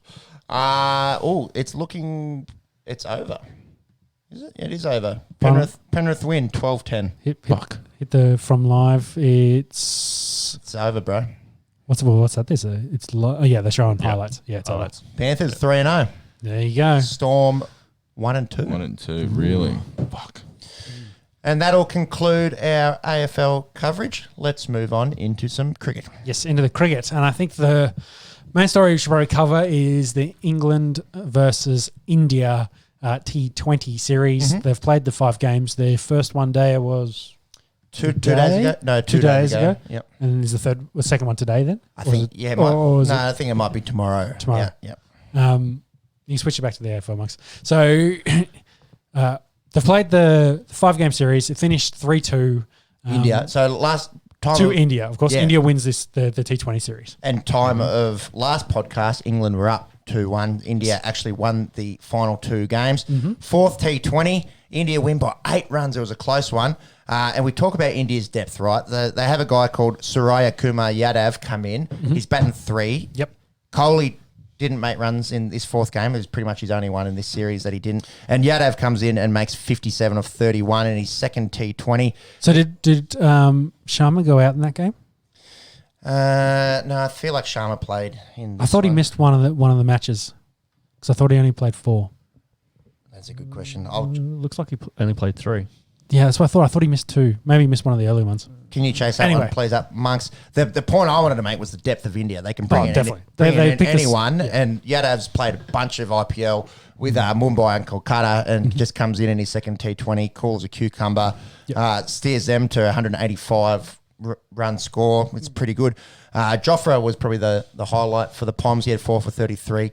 Quick. Gets onto that bat so quick, doesn't he? God. He was the highest wicket taker for England in the series. Right. He took 7 wickets, I think, over the 5 matches. I think it's interesting. It came out that he's had some arm and wrist, I think it's more his forearm sort of tightness and stiffness, and he's actually shutting it down. He's not going to do the IPL because of the upcoming Test matches against India. So he's prioritising. I think he was on $1 million as well. Yeah, he's on good money. So he's kissed away $1 million to get his body right. Yeah, for the Test series, which is, we talk about prioritising Test cricket. So he's probably on good money playing for England Test team as well. So. Yeah. A lot easier work to just roll out and bowl quickly for 4 overs and get a big page. That's very surprising move there from Jofra. England were valiant in this. They only went down by 8 runs, as we mentioned, made 177, chasing that 185.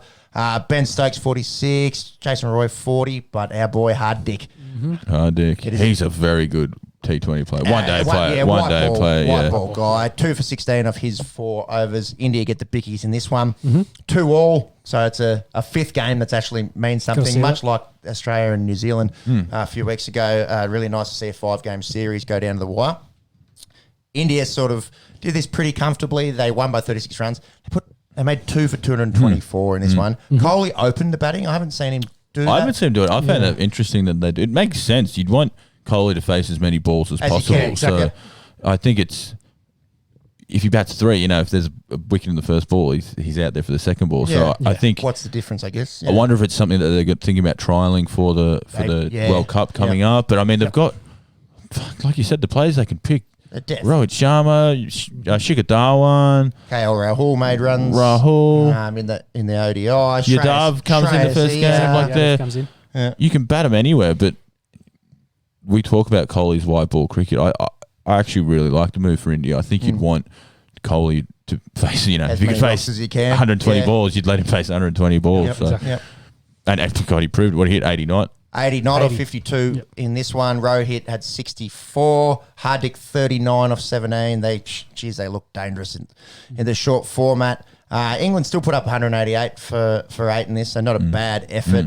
Milan had 68, Josh Butler 52. And we talk about their batting depth. Their bowling depth is crazy as well. So good. Bhuvneshwar Kumar, 2 for 15. Off kept his it tight. 4 overs. Moves out laterally as well. Not overly quick, but swing it around. England can match it with India. As we've seen, we've gone 5. You score 188. T20, they're the 2 top teams at the moment. Yeah, for me, and we did say last episode that Australia somehow second favourites. I think that might be because we're looking at Australian betting app as well. Sure. Oh, yeah, 100%. Might be going a little bit unders on them. I think these are they should be 4th, I reckon. These are the 2 teams to beat, and then it's a step down to your New Zealand and Australia, and then probably a step down to anyone else. Yep. Pakistan are quite good at T20s. Yes, and in India will be suit their conditions a bit. West we can't run out the Who knows Windies. which West Indies team rocks up. South Africa. I don't know about South Africa. But they might, upset a team or 2. I think like the way where world cricket is, there's the 4 and then there's the rest. Yep. I'm not going to group Ireland and South Africa in the same breath, but you know what we mean. Like they're playing as much relevant cricket at the moment. To be honest, they're on that bottom tier. They're a tier down. Yeah, for sure. But that was a T20. What do we have there? Kohli and Kohli actually really. We're speaking about the batting depth, but in this particular series, if it wasn't for Kohli, India lose this series. Still no hundreds. Still no hundreds. still no hundreds. T20 is hard to get hundreds. He did average. How many rocket ships have landed on the moon since Virat Kohli's hit 100? Let's look that up, Monks. It was Mars, actually. Whatever. Doesn't matter. Probably one still. Allegedly. I'm going to go out on a limb. Kohli had 231 runs in this series. He was only dismissed twice, which is very impressive. But Shreyas Iyer was actually next best with 120, so a full 110 runs less. So no Kohli in this, no series victory, I guess, for India is the take-home message out of that. The Poms were a bit more well-rounded in terms of team effort. Butler, Bairstow, Roy, Milan, they all look good. They all averaged between about 28 and 43, which is really nice through that 5 games. Yeah, I think they are the number 2 team at short form cricket in the world getting around at the moment. I think which one? England number 2? England number 2 and India are going to be very difficult to beat in this upcoming T20 World Cup. Kiwis. And Kiwis. Big Kiwi fan on the end here. I'm on Kiwis. But bring up some bowling stats, Max. Yeah, I think. Sorry to cut you off there, but England, like we look at those four: Butler, Bairstow, Roy, Milan. I think that's your top four. They've got a good cricket. squad, honestly, Joe Root. Can he get a game? Like, one of the best test bats going around, but that's a bit of chat going on in England. Do you pick Joe Root? I think those four are your top 400%. Then you've got Ben Stokes in there as well. Now you're sort of looking at your top 6 there. The flexibility they have, 2 of those blokes are keepers. So now you can actually work out, do you put an extra spinner in? Do you bowl another quick? Do we put another bat in there? So we talk about India's flexibility. Their World Cup side, they'll definitely have Root in the squad. It's just I'd probably bet Root. I don't think he gets a game. Yeah, whether he gets at 11 is the question.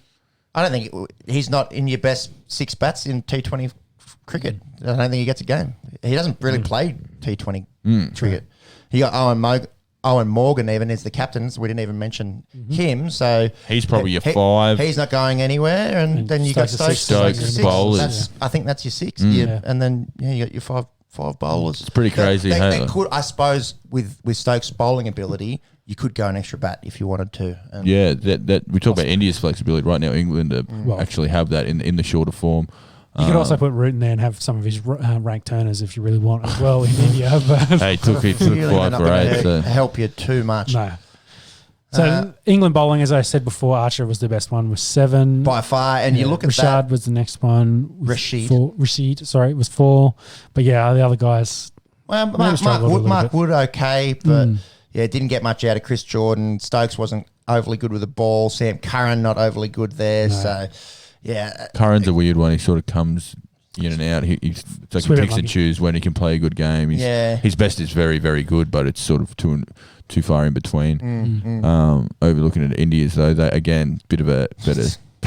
Look at the spread. Look at the amount of players they use. Like they just use a lot of players in 5-game series. So many. So took the most wickets for them. Did go at nearly 10 and over though. But interesting, none of those guys were over 10. So they're each all under, all did well under 10 and over. Whereas England had a few guys over 10. Yeah, I suppose. But if that's is that the benchmark? No. 9.6. There was a lot of runs in this series, which is interesting considering how the test matches were. I think the 2 guys that played all 5 matches, they had a combine rate under 7. That's pretty impressive. I'll take that. You take that every day. I think that and we talk about Stokes.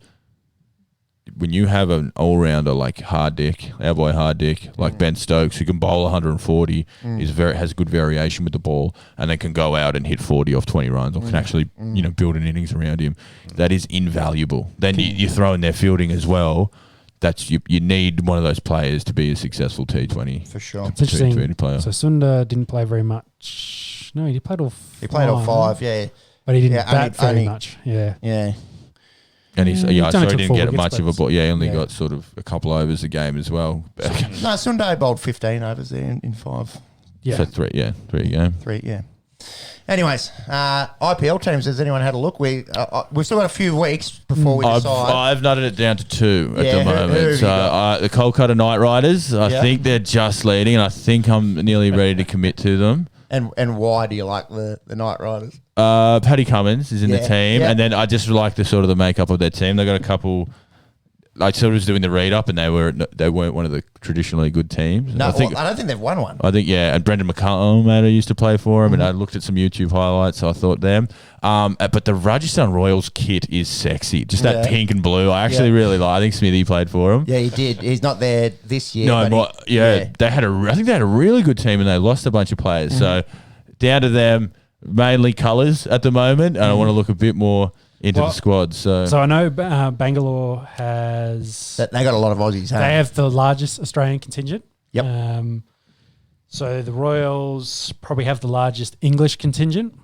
Yeah, this year they do. They've got Butler, Stokes, and... So that rules out the Royals. All right, I've picked out Kolkata, my team. Well, the only Aussie this year at Rajasthan is Andrew Ty.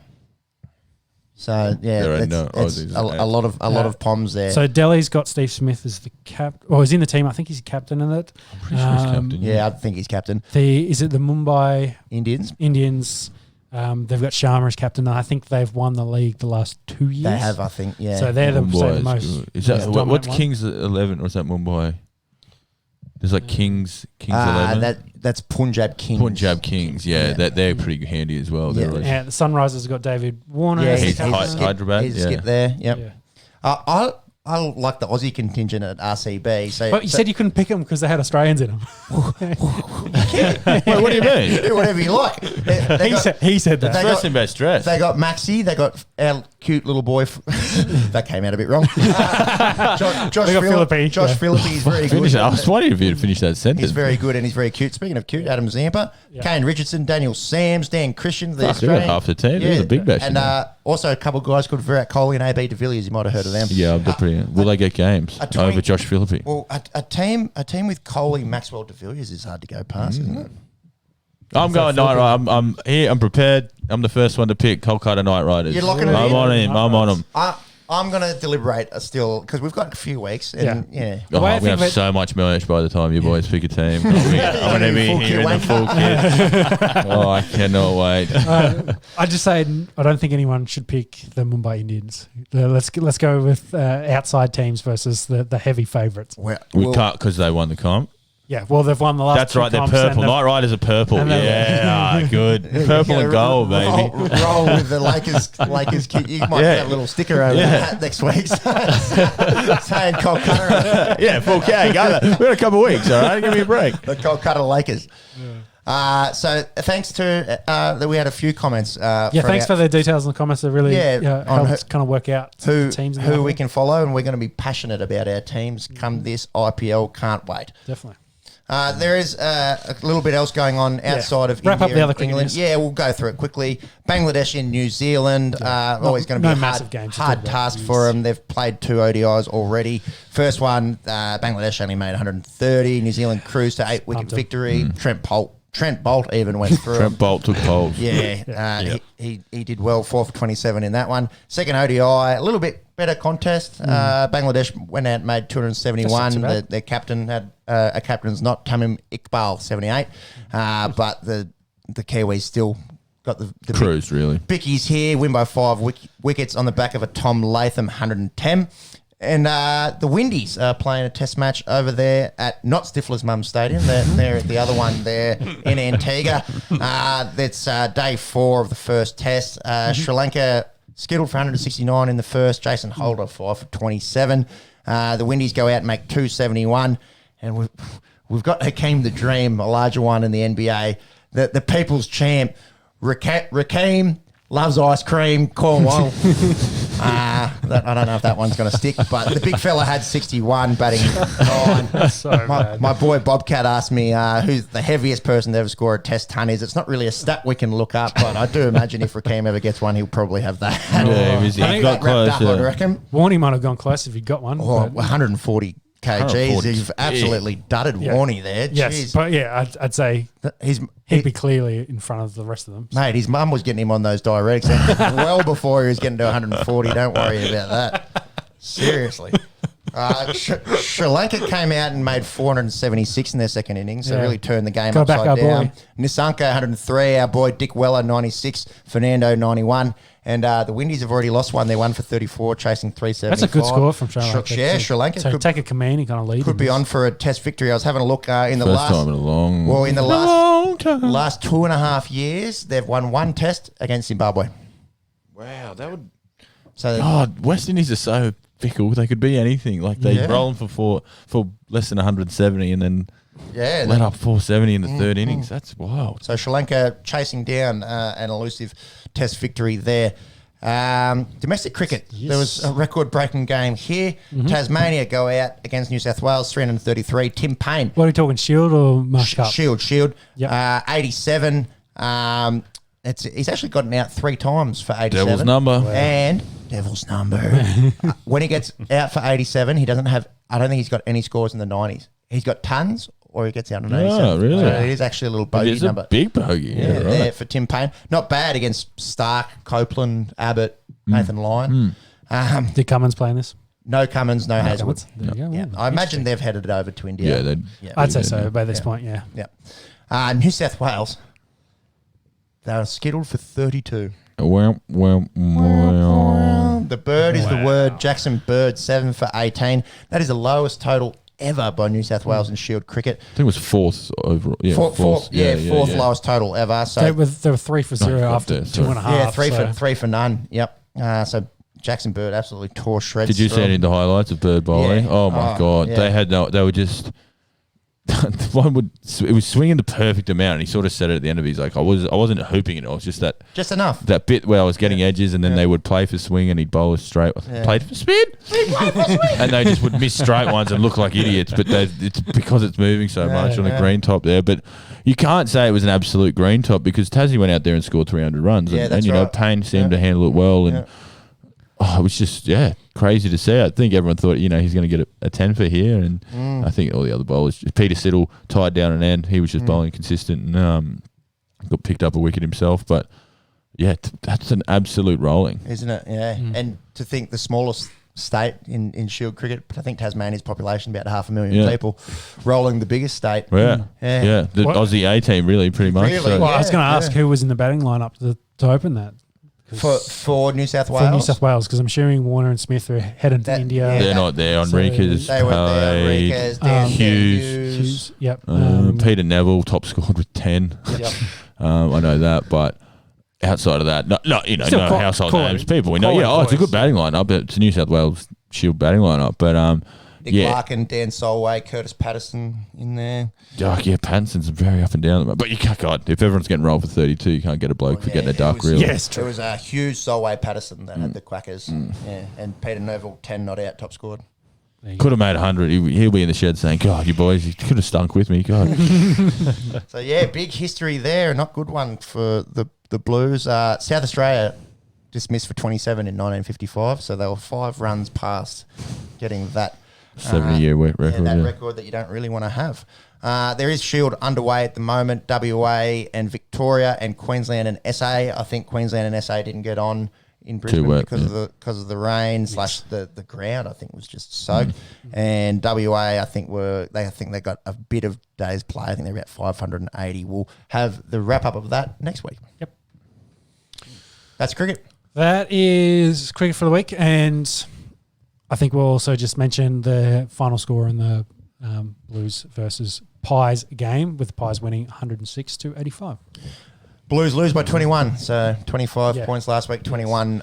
And shout out to the Steam. I think he sent through and said that the commentators had to mention as well that they started 0-2 for the 9th year in a row, and they mentioned that about 1,000 times. Didn't miss. I'm going to keep this on. Do I look like Sean Gould here? I'll get you a Port Adelaide hat. How's that sound? Can you run us through the NFL? And would anyone like a nice cold beer out of our Esky here on the Esky? One here, good sir. I am right. One now. Three in total. Okay. So we'll move a little bit international before we get into the final round of sports. We want to tackle the NFL. As we mentioned last week, they're currently doing the free agency. We'll have a look at that a little bit in a minute. But the first kind of real big deal was, the news, which ended up being a big deal, was the TV deal that they've just signed from 2023 through to 2033, another 10-year deal, 11-year deal, in total, 11 seasons at $100 billion. $100 billion. That's a lot of money, isn't it? Yeah. Which it bodes well for, obviously we talked about this salary year with the salary cap crunch. Real dump. Salary cap crunch. Desmond Tutu, salary cap dump. Desmond Poo-Poo. Almost killed me there, bro. I think you'll see it next year go up 50 million. Like it'll go back to that 220. I think so what are they, 282? Yeah, I think they were thinking it'll be 220. Depending how good they are with crowds and people come back, maybe 225 possible. Yeah. So then all of a sudden every club gets an extra 40 mil to deal with. So if you're a free agent coming up next year, and that's why we have talked about these 1 year deals for this year. I think the wide receiver market especially, they're all taking 1 year prove-it deals. Looking forward to next year where the money is going to be. So the agents have been getting their players here saying, don't worry about this year, play well this year, earn your money in the next year. You're set for life. The big kind of caveat coming out of this is it looks very likely that probably not this coming season, but next season they'll move to the 17-game season. So they currently play 16 games in total over 17 weeks with one bye. So they're not going to do it this season. Is that? I don't think they can probably get an agreement between them and the players' union for this year, but I think they'll work towards it and putting it in for the following year, knowing that, hey, we've got this massive TV deal. You want a bigger share, like if you want bigger salary cap. Well, easiest way to do that is let's add an extra game, which is under 5%, but it's like a increase in what they potentially could earn, and they'll get an extra percentage of that. So.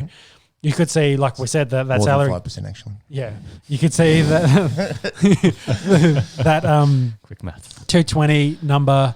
Say next year could then even jump to 250 the following year. Crazy money. Like we could have almost, I don't want to say almost 100 mil. Let's say it's almost 75 mil increase in salary cap in 2 years, which would be unbelievable. I don't know. We were talking about odd numbers before with the rugby league team. The NRL looking to go to 17. I don't like it. Go to 17 game season. 17 and then go to 18. And fuck off to. They play 4-game preseason. It's just. I think it's they too much. Scrap. Yeah, I think they will get rid of. Play 2 preseason games. That's the plan. Yeah. Play two, or they'll get rid of one and play 3. But then they might add an extra buy-in, so there might be 2 bye weeks during the year, which helps with player health, which is what the players want. Yeah. They'd probably prefer having an extra bye. It's always amazed me that there's 4 preseason games and then the season goes for 16 games. Like 20% of the games you play in the year are preseason and they mean nothing. Yeah. They mean a lot for guys that are trying to make the roster. I get that. The fourth game is very much for those fringe guys. Yeah. Game 3 is very much the prep game. Yeah. 1 and 2 is whatever. Yeah, like the starters might play a series, or they might play a quarter, depending on where the team kind of is at and how they want to play their stars. I'm sure it's good footage for Hard Knocks. Hard Knocks. It's fun on Madden. I'm trying to suss out the new guys who who I might be getting in my team. No way you play preseason games on Madden. Mate. You play preseason games on Madden. I am that big a sports nerd. I love preseason games on Madden. On Madden, and you play reserve. Everyone's gone that my best player on offense is like 61 or something, overall for 3 quarters. I love it. Throwing ducks 10 yards. You know what? I put the interceptions on 0. It's good. I turn injuries off and sim the preseason, because if I get one of my good players injured in the preseason, I throw the controller. There's nothing worse. I don't get round 1, whatever. It was a game that mattered. Yeah. I turn injuries off, and then no one in the league gets injured in that. Yeah. I'm a fair commissioner that way. Yeah, you are. Player welfare. Exactly well. Yeah, exactly. Just do that in real life. So moving on from the TV deal, we just wanted to finish up the news with the Wilson deal, which was massive. We mentioned they offered 2 defensive starters as part of that. I think it's Akeem Hicks. The defensive tackle was one, and then Kyle Fuller was the other. That's the 2 players. Kyle Fuller, of course, was released during the week, and Hicks, I think they're looking to move as well. No, I think, completely shit over. He's going to stay now. He's going to stay? They were going to look to move. I'd heard they're looking to move him, but it looks they gave him permission to look for a trade, but I think the whole time he said, you were the ones that offered me for a trade, so if you offer me to trade, I decline that, and he's probably going to stay now. Again, they wanted to bring in the quarterback of the future, Russell Wilson, sell the farm to bring him in, and then that didn't happen, so they brought in Andy Dalton. Yeah. Did you see Bears Twitter trolling everyone today? QB1 or whatever. Yeah. No, what were They'd photoshopped a picture of Andy Dalton in Bears gear and then said QB1. And this is from the official Chicago Bears Twitter as well. Oh. So let's just say Chicago Bears fans weren't impressed, and then there's like someone dug it up. Yeah, there's like, this is the worst. It's the worst thing they do. Like, it's a beautifully done Photoshop. Like, it's an excellent picture. But the tweet is QB1 Andy Dalton. This is like, doesn't build you with confidence. So I think it was Warren Sharp on Twitter. I think he tweeted, it's been a wild 7 months in Chicago, and he had 3 photos up. The first was that Dalton one, then they had a Trubisky one, and a Nick Foles one, and from Chicago Bears Twitter, and they had all said QB1 fire emojis. So they've done the same tweet in 3 different photos for 3 different quarterbacks. So. Oh my goodness! Who's running their socials? So to run through some just really quick name news in the free agency. So Philip Lindsay from Denver has joined the Texans. He now joins DJ and Mark Ingram there as a pretty stacked. That's not a bad little committee there, isn't it? Yeah, it's a good committee, but is everyone getting? I just don't understand what's happening in Houston. I do not understand what they're doing. Ingram's probably a little bit past it. You'd trust, say, yes. It kind of maybe alludes to me that they're thinking, well, if Deshaun doesn't come back, we're going to pound the absolute shit out of the ball. Yep. We'll pound the rock. And Probably, need well, these guys there's to two do it. power runners, I guess, in Johnson and Ingram, and then Phillip can be your spell guy. Yeah, scout back type thing. Yeah. They've also got they've got like 6 running backs on the. It's just wild. Like Bill O'Brien's still got his ghost in the building. So then Anthony Harris has joined the Eagles to play safety for them. For a steal, $5 million for the year. Really? He's definitely one that's looking forward to 2022. The safety market was very low this year because Kareem Jackson, who was let go by Denver, just came back again. A 1 year, $5 million deal for him. So I think a lot of teams probably thought they'll save money on safeties and then. Well, exactly. You got 180 to spend. You don't want to spend much on a safety. Yes. So I think the safety market overall was pretty low. But that is a steal for Anthony Harris, who's 29, I think, going into 30. To Eagles, who I think are replacing Mills, who left for them. Yep. Malik Jackson then goes and joins the Browns, who has my smoky for winner and free agents, but we'll get to that in a minute. Chris Carlson resigns with the Seahawks. There's a lot of chat about him not getting re-signed there. So, good on them keeping him. He's I think as well running back numbers this year were quite low as well for free agency deals. Yep. I think Carson's one of the most underrated backs in the league. He helps that team out a lot. Yeah, and they want to run it. They want to run it. They want to shove it down your mouth. Unfortunately for Russ, but yes, they want to run. No cooking. The elite Flacco goes to the Eagles. Sorry, the Super Bowl MVP elite Joe Flacco. Thank you. Probably cost the Ravens big after that Super Bowl deal, I think. After what? Did you thoroughly enjoy his quarterback deal? After they won the Super Bowl. Thank you. I'd pay it all back. I'd pay him double. Yeah. Who turned the lights off? So then great game. Ty, it was a great game. 45 minutes they were out, wasn't it? T.Y. Hilton then goes back to the Colts, which maybe means Sammy Watkins might go to the Ravens, possibly. Well, he did visit with the team. For both of these teams, and then they picked Hilton, so maybe he'll come. He went to Baltimore and then left, and they say if they leave, if they walk out your door, you've lost them. Went to Indy, and then obviously they've re-signed T.Y. And Ravens apparently put in a longer, more years for T.Y. Hilton for cheaper per year. He obviously, again, wants that 1 year deal to go out. Knows that familiarity. 1 year, 10 mil, I think, is the Colts. Some of that probably incentives, but I think that leaves Watkins as sort of the best receiver out there. I can't think of any others that's really still available. No, Golladay going to the Giants. Do you guys remember where Sammy Watkins was drafted? Buffalo. Do you know what pick? 5. Yeah, it was early. Yeah, 4. Bastard. Unbelievable. Hey, you know when he had his best season, who his offensive coordinator was? Greg Roman. Right. You know who Greg Roman's the offensive coordinator for? Baltimore Ravens. It's actually now getting to the point where I'm so annoyed they haven't signed anyone because I've always been like, they'll be right. Their receiving room has like a combined 160 catches in their career. They need, like, Sammy Watkins isn't great, but they just need someone. Do you want to talk about my theory that all these wide receivers trying to get prove-it deals, are they worried about going and playing with Lamar where they're thinking, hey, I need to get my 80 and 1,000 because I want that 4 year, say $50 million deal, get over $10 million average a year. Yeah. And they're like, well, I'm probably not going to get that ball. Maybe I'll get 50 and 600, 700, but I might get 10 touchdowns. It's going to cost me $10 million or something. Exactly, but it's not like the other boy, like Golladay goes and he might get, he's got paid. So like Fuller, who's gone to the Dolphins. Miami for 1 year. He might get really good numbers and stats out of that, and then he'll turn that into the big deal that he thought he'd get this year, unfortunately, without the salary cap. So whether they look at Lamar and go, they're going to pound the rock. Yeah. They got Gus and the Dobbins there, so they're probably going to pound the rock. And this is where and I don't understand why it's happened. And you've just said it. Yeah, you haven't done it intentionally, but you've said they don't want to go to Lamar.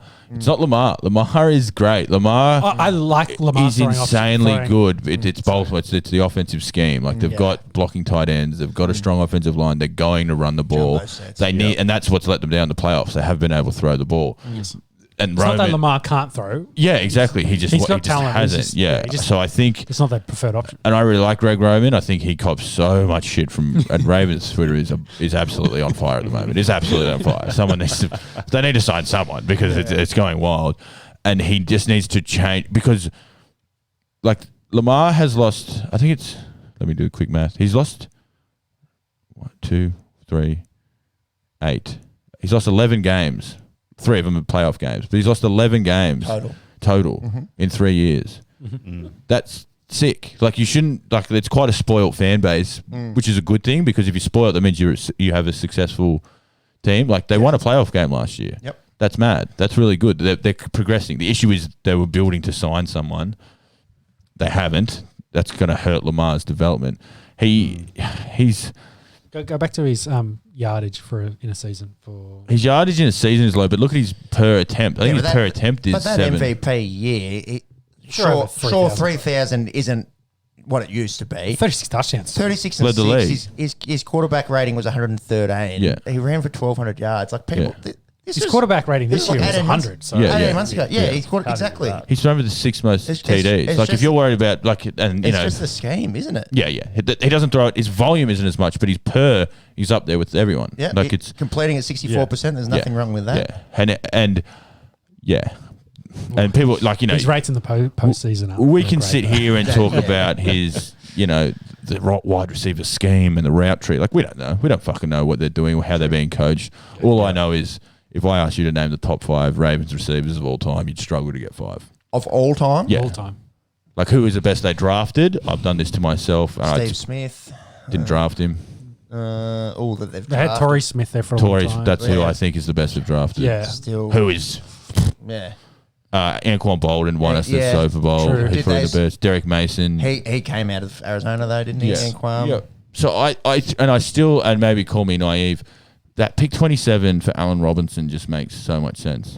I don't know if the Bears want to get rid of him. I don't know if he wants to leave Chicago, but he's on the tag. He was worried because did the Bears bring in Golladay before he signed for the Jets, or they bring? They were offering him money. Yeah, I know they were in on it because he was worried they were going to rescind his franchise tag, so he signed it. So he's just like, so he, of course, well, it sounds like he's kind of happy to play for the Bears. Well, he's going to $15 million. Yeah, it's a good contract, I guess. And Andy Dalton gets numbers. He's a very good proven quarterback. You watch down the stretch at Dallas, he actually put up good numbers that didn't win games. It's not what Chicago are about this year. But Robinson will get his numbers, like we're saying. Yeah. 1 year prove a deal for him, of course, on the tag. And Allen Robinson's a name. I don't know anyone out. Like, who it just sucks for Lamar, because there's no more criticised player than Lamar, and I don't understand why. Who's ones that could be available? Like, really? I don't understand why people hate. Don't you like watching Lamar play? It's very fun. It's a lot of fun. We talk about Mahomes being a cheat code. Lamar's a cheat. It's like watching a young Michael Vick. It really is like that. Yeah. And so he cops it, and he's a running back. Oh, who's going to throw them the ball? They've got 5 running backs and no quarter. Like, the jokes of whatever, but. Oh, God, it's tiring to listen to. Like, this poor guy. He was you know how many unanimous MVPs have been? It was him and Brady the season he threw. They went 17-0. Yeah, he's a running back whose career quarterback rating through 3 years is 102.6. I don't know. I don't get it. Yeah. 68 touchdowns to 18 intercepts. Hate is hate, but whatever. Anyway, if we want to talk with the Ravens for another 2 hours, we will. You can start a new podcast. I'm not branching up. Western Bulldogs, Ravens, Kolkata Knight Riders, all 3. Just purple boys. Lakers. So quick, Dog's not purple. Quick correction. I think he had only lost 10 games, not 11, because he was 30-7 and 1-3. There you go. Yeah. So sorry, he's better than I thought he was. He lost I just want to put it out. He's lost 7 games in the season. Lost in 2. 40 games. They went 11-5. Oh, but he missed a game. They went 11-5, but he didn't play. 75% win rate. So 4, 1, 2, 3. Okay. That's not our strong point on the Esky, and it doesn't make for that good listening. What might make for good listening? Let me just finish up because we've been talking about Sue. He has re-signed with the Bucks, so they've basically got the whole bands back together. And Damakum Sue, Lenny Fournette and Antonio Brown, the only 2 not to sign from all their starters. Playoff Lenny will be back, surely. I think he wants a bit to get your love. I think that's insane. You've won the Super Bowl. And you've retained everyone except for 2 guys. Yeah. It's bananas. Yeah. Yeah, if there's ever a way to go back-to-back, that's pretty replaceable, those guys. Fournette came on. Well, they weren't on the team this time last year, so they're... Look at what they did. You replace Jameis Winston with the GOAT. Yeah. You go from 7-9 to keeping all your starters and. What's what we talked about teams that need veteran leadership and just the mentorship and just steering the ship, which is funny with the Buccaneers team. But Brady, please. But yeah, you put Brady in there, and if there's no better captain. which reminds me, who was wearing it? Someone was wearing a Buccaneers shirt, but they changed the Buccaneers logo to Tom Brady's face. And so, like the one that's the Buccaneers, like the face of the person, the orange one, wearing the old one. The old one, they changed it to Tom Brady's they face. really stunk. Yeah. the orange one. Creamsicle uniforms, or whatever they were. Yeah. So it was a good t-shirt. Monks, you should get one. All right, I'll find that one. Okay, so we wanted to talk about our winners and losers of free agency so far. I guess I'll kick off because my name's at the top there. My winners so far is the Browns. I really liked what they've done defensively because I think that's what they really needed to address. They got Johnson, they got Jackson. They added another edge rusher. I just can't remember off the top of my head. But I really like what they've done there. And they've added a few pieces like depth guys as well as the offense.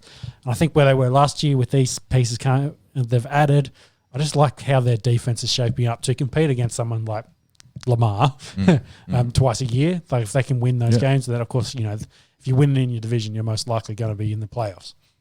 Well, you will be in the playoffs if you win your division. Yes. But yeah, I agree. Yes. That was their biggest hole. I think Baker really came on. And you got to add OBJ as a recruit to them. They didn't have him all last year. So they're tracking very well. And Malik Jackson in the middle to run amok. Obviously, Cincinnati don't have an offensive line. They put traffic cones out there. Baltimore, they signed Zeitler. They needed to because their interior was shocking. Pittsburgh, they've had to get rid of all their offensive linemen. Malik Jackson was part of that Super Bowl run with Philly, and he was just a wrecker in the middle. Yeah, isn't he was on that defense for Denver when they won the Super Bowl. So yeah, exactly right. And you put him next to Myles Garrett. Garrett on the edge. So now all of a sudden someone's going to have to go one-on-one. So pressure on the quarterback. They've helped that the backfield secondary. with Johnson. Yeah, you're absolutely right. Who have you got, Peps, for your big winner of free agency? I just went the obvious one. I think we're talking about the Patriots. Belichick went pretty nuts last week.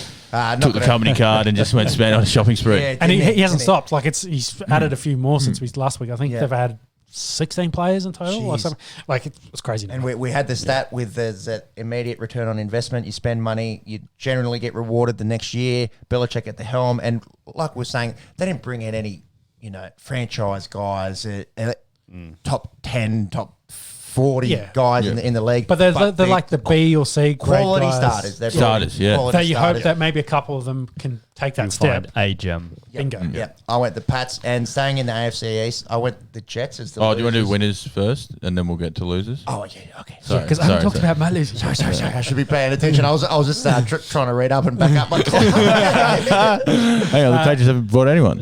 So, Monks, what was your winner? Yep. So you did allude to it before. The gang's back at Tampa Bay. Yep. I think that's a good win. And in that division, we talk about the Saints just having to claw to get to the salary cap. Yeah. No one knows what Atlanta are doing. Carolina, they're trying to get Deshaun Watson. They're They're trying to get quarterback. two teams drafting in the top 10 isn't a good sign for them. It's a great sign for the team picking 32 at Tampa Bay. So I definitely agree. With the goat at the helm. I've got the team that sort of made the first move by signing JJ Watt with the Cardinals. I think They've had a good offseason. out west, you need to make moves to stay relevant. That's the best division in football. I don't care what anyone says. The Seahawks have Russell. You saw the splash that the Rams did. Bringing Stafford over. They've had to do a few creative moves on the salary cap. I think San Francisco just were riddled with injury last year. They've got Kyle Shanahan. They're going to get a good player at whatever they decide to do with their draft pick. They're going to be very, very good next year. So Arizona, as the sort of like the baby brother there, they had to make moves. They signed JJ Watt. They got AJ Green. That was probably the one position they sort of had more than anyone. We were But talking about last week, weren't we? they play three wide receivers every down, and sometimes They like they'll to put spread. five. Yeah, they'll put five out there. Their offensive line sort of improved. They've, I think, just with what they're healthy, Chandler Jones. I think they're a real smoky to actually get a wild card and even upset the world. That they really match up well with the division teams, as it does. You get familiarity. Nope. That F word. I think they're a real chance to cause some upsets and shake some feathers next year. So I think by being in there first with the JJ Watt deal, it's a bit out of nowhere, but I think if he stays healthy, it's a completely different defense. Isaiah Simmons comes on another year in the middle there, so that's mine. Did they add anyone at corner? Because I think for them, if I'm drafting for them, it's probably a back, considering Drake went to the Raiders. So maybe add someone with Edmonds, unless you really like Edmonds and think he's going to have 200, 300 plus carries this I year. think in Kingsbury's offense, they don't really give a shit. Yeah, so that's what I'm thinking. Maybe not so much. So Kyler's going to lead them in rushing. Which is why I think maybe a corner then to round off that defense. Yeah. That, give those pass rushers that extra second of coverage so they can get home. So. And they'll be in the market for like Sertan or Farley from Virginia Tech. They'll be. Yeah. That's probably the obvious one for mine as well. Well, they've got Horn and Sancho Samuel Jr. as well to make us feel old. That makes me feel old. Yeah. Sancho Samuel Jr. and Joyce Horn is Jace. Joe Horn. Jace. Joyce is an old white lady's name. Sorry. In a church with a Joyce. Jace Horn is Joe Horn's son. So, yeah. Wow. So all those guys, those NFL players in their 40s with kids in their early 20s or a little bit younger. So, yeah. To answer your question, they haven't picked anyone up a corner. And with the hole that Patrick Peterson's going to leave, that might be somewhere that they could be a little bit vulnerable. Yeah, but I think it's what they've sort of done is, and they've played their cards, so it's going to be hard if teams want to slide up against them. Yeah, thanks. They know what they need, so they're going to draft a corner. Yeah. The issue, Rodney Hudson, we didn't mention. Oh yeah. Sorry, that was one for the offensive line. Yeah. So, good pick. Great pickup, and for dirt cheap. I don't know what the fuck the Raiders were doing, selling their offensive line. Derek Carr. Yeah. They're like, how do we get the number? I'll tell you, I hate this Derek Carr, man. I just want to give the sack 15 times a game, man. I'm getting better. Gruden's grinders at the end there. Losers? For mine? So, you went first. I went first. So he's been sitting there stewing his shit. Well, I'm picking on your Packers. They're my loser just purely because they've done nothing. Yep. They signed Aaron Jones, and I think they've re-signed one other bloke, and that's it. Jamal Williams goes. Jamal Williams. They've lost guys, haven't added anyone. They could have gone after some of these receivers. No, who did they lose? I'm trying to think who they actually lost. They kept both Smiths, or did one of the Smiths leave? I think they might have. No, I think they've got both of them. Yeah, Preston Smith's been a bit of a failure. Unfortunately. Sedaris has been a beast. I think you're right. They haven't, and it's what we keep saying here. Like, give Aaron Rodgers another decent target he can throw to, and that's probably it. They're a 13-win team without one. Like, again, it's sort of just one or two pieces. Do they need to draft one now? But now it's late 20s. They're out of those. Maybe you add one dude in your secondary and get a receiver. Yeah. They re-signed our boy Kevin King, who had that game against Tampa Bay. My God, I think he got a ring sent to him from Tampa to thank him for that game that he played. But by doing nothing, you've actually hurt yourself. But I think they were never in a financial position to do everything either. So to keep afloat, I guess. Well, you've got Aaron Jones Rodgers. a big deal. So and deserve it. I think the way he's played the last few years, you don't pay running backs, bro. It seems to be the way, isn't it? It's so rude, isn't it? Such a tough position. And I know. You're cooked by the time you're 27. Yeah, not to be able to earn money, running backs. Well, not to be able to make money. They make their money. They make money, but relative. But it's not like defensive end or offensive tackle. It's not like LT and stuff like that who were making bulk money coming out. Like even AP is probably the last one of that kind of generational type of running back talent. Who's still bouncing around, God. Yeah. Peps, your loser? Is it my turn? Yes. No, let's skip you. Let's go to Monkey. I'm fucking with you guys. Who you've got? I went the Jets. I went the hapless Jets. They've made some moves. They've made a few moves. I'm taking into account the money that they had to spend. I think they were. They could have spent more. I think they were third or fourth in terms of purse here.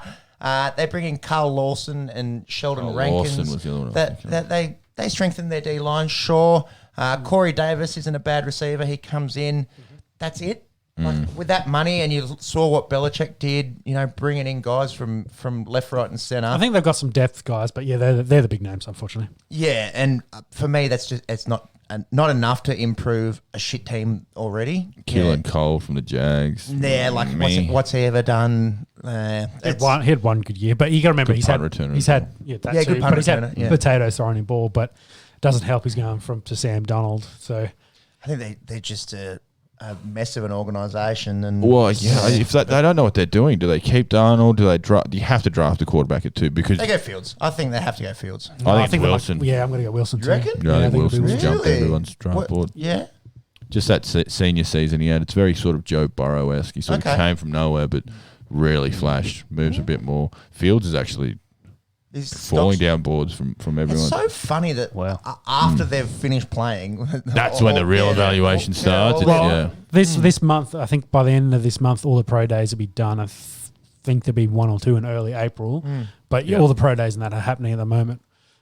It's pretty good to see all these pro days on Instagram. Like, oh, he ran a 4.3. It's like the camera's from like in front of him. You can't actually time him at all. But I saw Justin Fields and he said, I ran a 4.4, wait until I run a 4.3 at the pro day. And like him practicing, and I was looking at it and I was watching it. And it's like where the clock stopped at 4.3, I was like, you still look like you're 2 yards away from the 40 line. Yeah. I'm thinking that's more like a 4 or 5 possibly. And maybe I'll give you a middle high 4.5. But yeah. That's that's good for a quarterback. That's good for a quarterback. But if you're going to run a 4.3, I don't see it, bro. 29th of April, NFL draft. That is 30th AL time. Yeah. Yep. Only a month and a bit away. A month and change. Yeah. I'm already working on my big board. So top 50. Monks, have you got a loser? Yep. I'm staying in the division. I'm going with the Saints. Monks is just happy about his division over here. Yeah. Totally. They haven't got the money to spend in free agency, so I give them credit. They've done well considering the situation. The hole that they were in. Yeah. I mean, re-signing Winston, that's the best you kind of. Well, they got Nick Vanette, whatever his name is, the tight end today from Denver, 3-year, decent deal, which I think is another bullshit deal where they're just trying to work their salary cap out. $9 billion one. Yeah. So I think, I guess in terms of potential for this year, they're probably sliding down. A fair bit. Well, as a comparison, that Nick is a replacement for Cooks and Hill, who were left. Like he's a nothing tight end. Is Jared Cook retired? No, he's just released him. Picked up by the. He's 37. Chargers. No. Did you go Chargers? Yeah. Was it Chargers? Yeah, might have been Jared Cook. Jared Cook. Maybe he's old as sin. He's old, but just red zone monster. Like we'll catch 8 touchdowns this year. I mean, if it is Herbert, that's a really good pickup. My loser, I've gone with Philadelphia. The hapless Philadelphia. They win the Super Bowl, and ever since then they've sort of been tracking down. Not so much for what they've done, but for what the NFC Beast have been up to. Obviously, Dallas re-signing Dak, that was the big move they had to do. The defense is still absolutely trash, but they're going to score a lot of points. We talked about what they have on offense, if that offensive line is healthy. And they can just draft defense. Just spend the first 3 picks on defense, get some young guys in there. Washington football team making some moves out there. Fitzmagic whipping the ball around. Curtis Samuel out there. He's got that connection with Ron Rivera from Carolina, as well as Scary Terry. They were college roommates. Pretty cool that the defense is lights out. That's a sick defense. Yeah, that front 7. Yeah, exactly right. Scary stuff. And then sort of now, if you're a fantasy player, I would get Scary Terry and Samuel on there because Fitzmagic's just going to be whipping around. He has no... Done good for Sean. It's me lad. Yeah, next to my right. Yeah. Fitzmagic has no cares in the world. He will throw it in the tightest windows. So... The offensive line has some questions. They've got Schreff on the tag. They'll shirt whatever he is. He's a guard. Doesn't matter what his name is. They need a 350-pound man. Here, boy. Sorry, Brandon. and then obviously the Giants. We talked about Golladay. And, I think they probably overpaid for him for someone with 2 years of production. Saquon gets back healthy, but they're actually their backfield and their defense. They've got Adoree Jackson in again. Health questions. But across from Bradbury, they've got Randall back there. Have Logan Ryan for them? Logan Ryan in the slot. Like that's good. They got their defensive backfield's very, very good. And they brought back Leonard Williams, probably playing, I think it's $20 million a year for defensive tackle. A lot of money. But they were one of those teams with money to spend. Yeah. I think it's pretty good. They probably need a little bit more in the pass rush, but other than that, the line's pretty good. It's Daniel Jones has something like 25 fumbles and 30 interceptions in 2 years. So it's the Winston factor. If you can just hold onto the ball, they were that close to. I mean, granted they won 6 games, so they probably shouldn't have been close to a playoff game. But they're pretty close. The defense is really good. Yeah. I think if Jones gets rid of the turnovers, fumbleitis, I think, and Saquon comes back. Again, we don't talk about paying running backs, but he's coming off an ACL, but he's going to make Jones a lot better. Defensive have to pay attention to Saquon Barkley, which takes eyes off Slayton, Golladay. You know, there's weapons there now. It's purely up to the and they'll know this year. Does he get that 3rd year bump like a Josh Allen? And they'll know at the end of the year, do we give him the 5th year option or do we just, Trubisky this guy and go for the next quarterback? So to finish your point off for you in summary, everyone else in that division's got better. Philly really haven't done enough. They've lost guys. And then they're tracking down. They lost Wentz. They're not sure if they are all in on Hurts, who was a I've seen a lot of pick. rumours that they might move up. Really? Well, I think where are they at? They're at 6 at the moment. Yeah, they could get a quarterback at 6. Like Lance is probably going to be there, or Fields, or isn't it the NFL? Yeah, or they could. Maybe, if the Dolphins aren't picking a quarterback, maybe they move up 3 to get a guy they want. Start last year 3. Oh, it's not many. Oh, but he was pulled. He was probably pulled, like 2, and I think he might have played in 3 or 4. Yeah. He was pulled in the last game of the season. That's right. Yeah, for Nate Sudfeld. That's right for Sudfeld. And if they won that game, let's be honest. That's right. If they won that game, Giants would have gone in. Yes. That was the controversy there. But you know, if you're waiting on Jalen Hurts to win you a game, so you're in with 6 wins. Yeah, where Giants picking? 10. No, 10 is Dallas. So I think that's this kind of switch. So that's why Eagles would have been picking in the teams. Eagles would have been 9. Yeah. But by losing, they went to 6. So there you go. I think that'll be enough of our winners and losers. Just some final other notes. The NFL's come out and said the fans are planned at the NFL draft.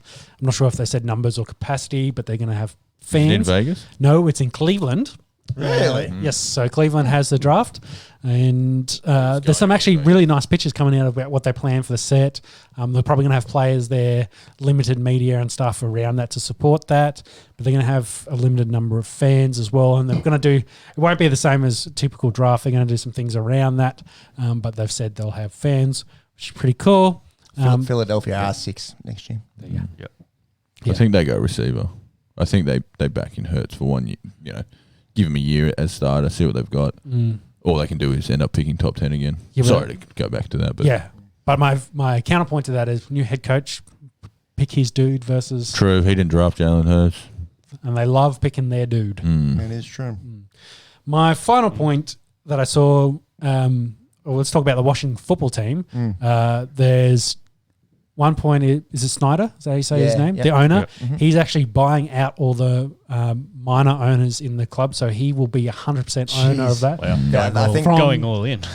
This is the guy that said less than 2 years ago, I'm not changing the name from the R word until I'm dead. Or, you'll have to take it off my dead body, I think. There was a huge all sexual harassment within the workplace and work culture that he was a part of as well. So I said women overly not treated well in Washington, unfortunately.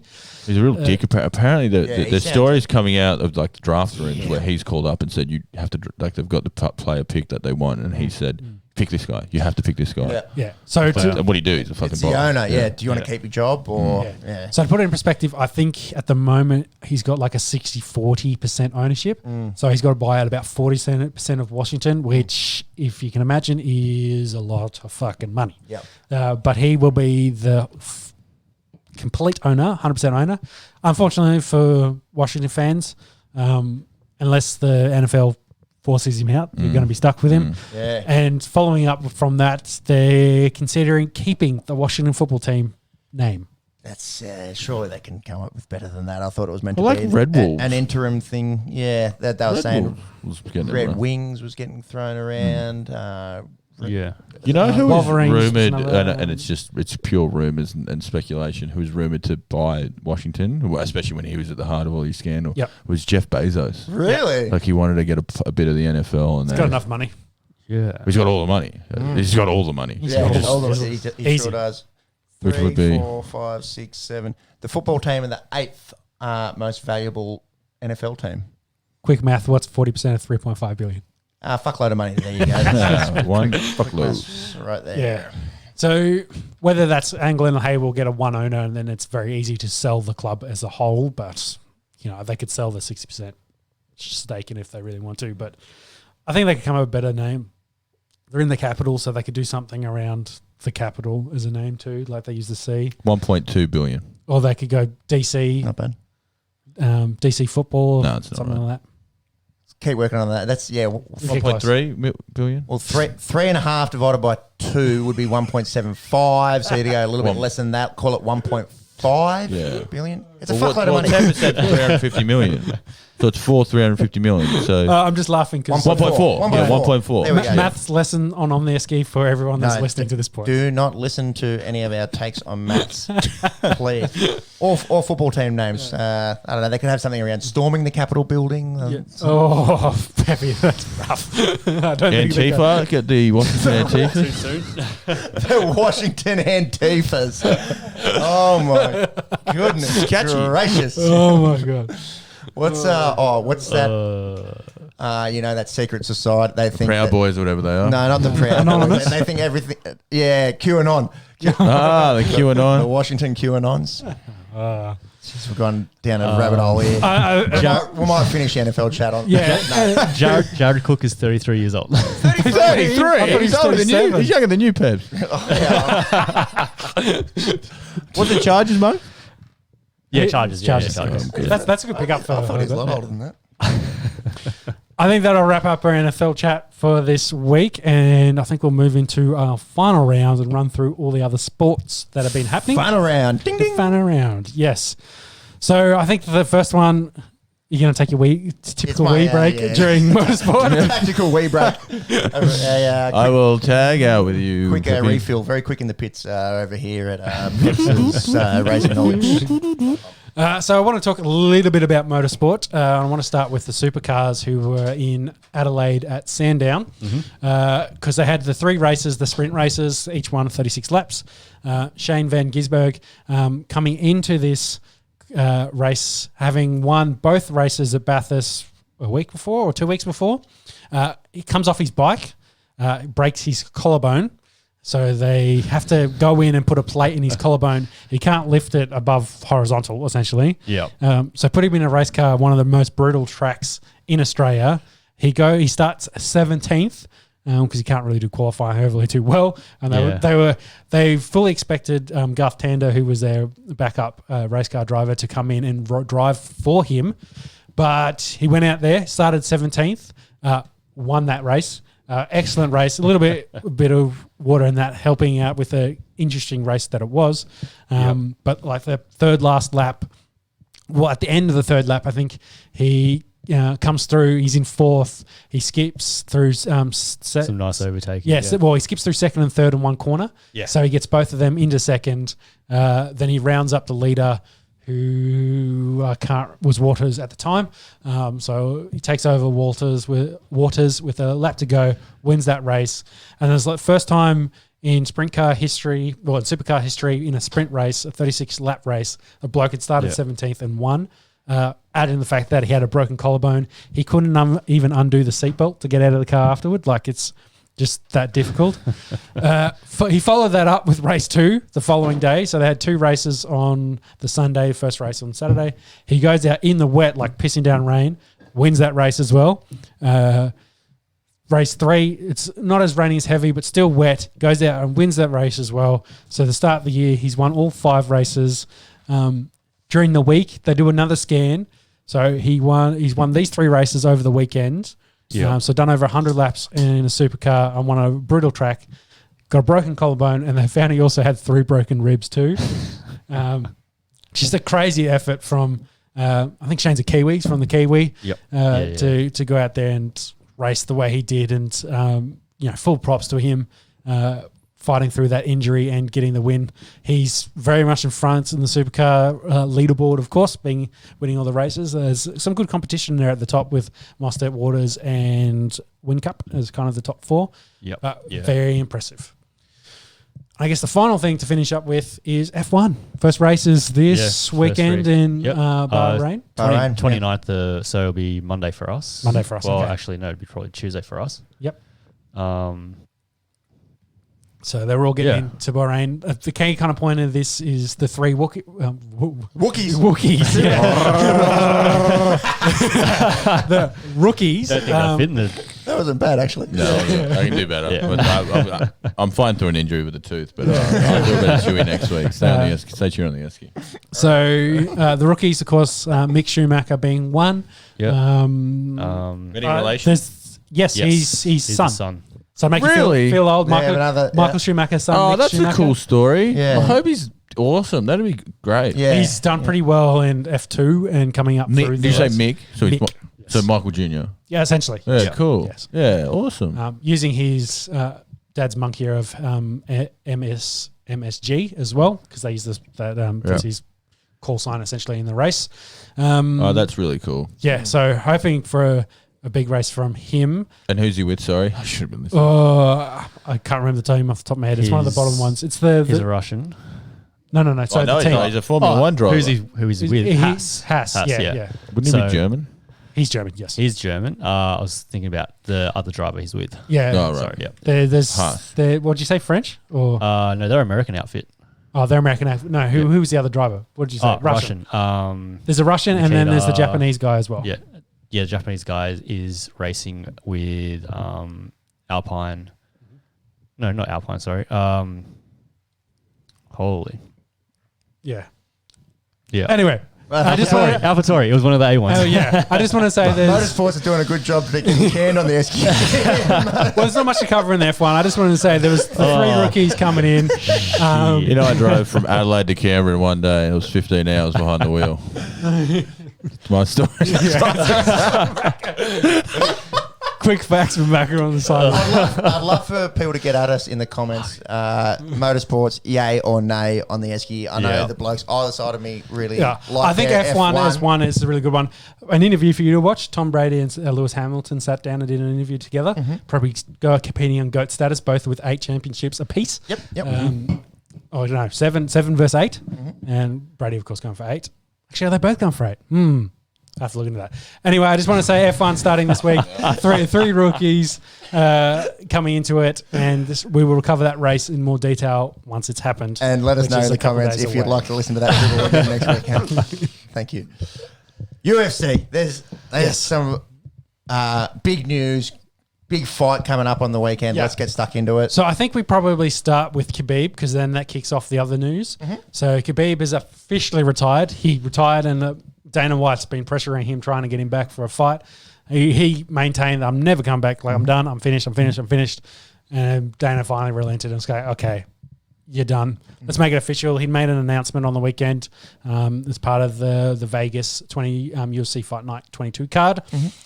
So Khabib done, finishes his career 29-0. We put the question here, pound for pound, we consider him the GOAT in UFC? Thoughts, boys? Definitely an argument for it to be, for him to be the GOAT. It's one of those ones I was saying to you before the show. It's not like Bradman in cricket or Brady in the NFL.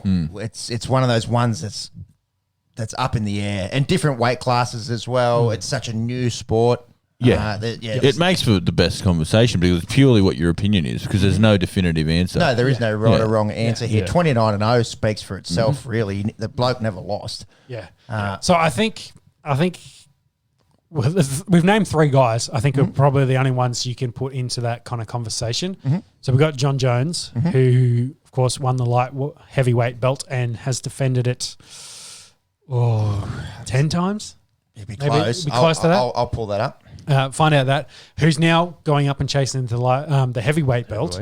So I'd say he's walking around at 250 apparently at the moment. Yeah, he's been pound for pound best fighter talent wise in the UFC for the better part of the last decade. Yeah, longer. Yeah, at least 6 or 7 years, I'd say. So he's and of course had his run-ins with the law, etc. But that run he's had in domination of very good quality fighters probably puts him up there. He was pound for pound ranked number 1 for a very, very long time as well. If you don't mind, he has defended the light heavyweight championship 12 times. 12 times, so 12 title defenses. Yeah. Then you got GSP, and he won it. Sorry to talk over you against Rua in 2011. Yes. So Shogun Rua, you feel like he's been out of the game for a long time. So he's held the light heavyweight championship on and off for 10 years. But yeah, and the but only not times defeated. The only times he's lost it is when he's been pinged for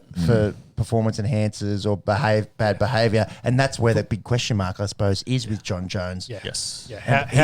How bad are those dick pills? And his only loss was that downward elbow against Matt Hamill. Those illegal elbows back in 2009. He's never really been in a beat. fight that he's never lost. He was handily winning that fight too. So everyone kind of considers that he was going to win that. Yeah. So you got that. Then you've got GSP, who had 9 title defences and then won belts in 2 different divisions, and when it won the second belt after retaring for almost 3 years, I think it was. So great stats for him. And then you got Anderson Silva, who probably has more of a performance drug related he's got the cloud asterisk against his name as well. But I think of all of them, he's had the most title defences in the middleweight division. I think he defended that belt over 12. I thought it was more than that. He'd have the most losses as well, wouldn't he? Of the lot, yes. Well, he's 34-11, so his record, we were saying towards the end, he's sort of those guys that maybe held on a little bit too long. Yeah. He fought a lot longer into the later years where kind of went away from. So when it comes to and for me, love Anderson, love Spider, did a lot for the sport, but I don't think he's in the conversation for mine. I'm glad we mentioned it, but yeah, for me, it's a 3-horse race, I think, between Khabib, Jones, and GSP. Work out how many I guess title what is Khabib's big his big question mark is he only had four title defenses, was it? 3. Yeah, so three. 3. So as a comparison, he only defended that title 3 times. Versus we got it there as versus G 9, but John Jones with 12. I think I've got Silva at 16. Yeah. 16 title offences. Yeah, so some of those weren't like that's pretty wild. Yeah, it is wild. 2006 through to 2013. Yeah, right. Yeah, almost a decade as champion as well. So that's fighting twice a year as well, defending you. Yep. Yeah. So I think Anderson Silva, some of those fights aren't well loved. Just because of the way they kind of went. He wasn't that flashy in some of them compared to, say, John Jones, who finished a bunch of blokes. But, John, in his last, 3 all went to decision. So he's not like finishing blokes. But either way, like the numbers, they just stack up. So the resumes just look better than, say, what Khabib had done. If Khabib, because he only got this belt 2 years ago. Yeah, he first won it in April 2018, so just nearly 3 years ago. 3 years. Yep. We'll lose a year, of course, for last year. There wasn't overly much fighting happening. He wasn't travelling. If he hanged around fighting for 10 years, he's got that belt and then he defended that for, how old is he? He's not that old. He's late 20s? No, I think he's in his 30s. He's 32. Yeah. So say he fought for the next 4 years at that kind of level. Different story. Another 8. He could over 10 title defences. Maybe he then goes to welterweight as well. Or by that time they have that 165 division where he could probably compete too. Then he gets into that kind of conversation. But I think just what the other boys have done, amount of title defences, the competition they've defended against, GSP winning 2 belts. Anderson he went up and fought some guys, but he never fought for the light heavyweight belt.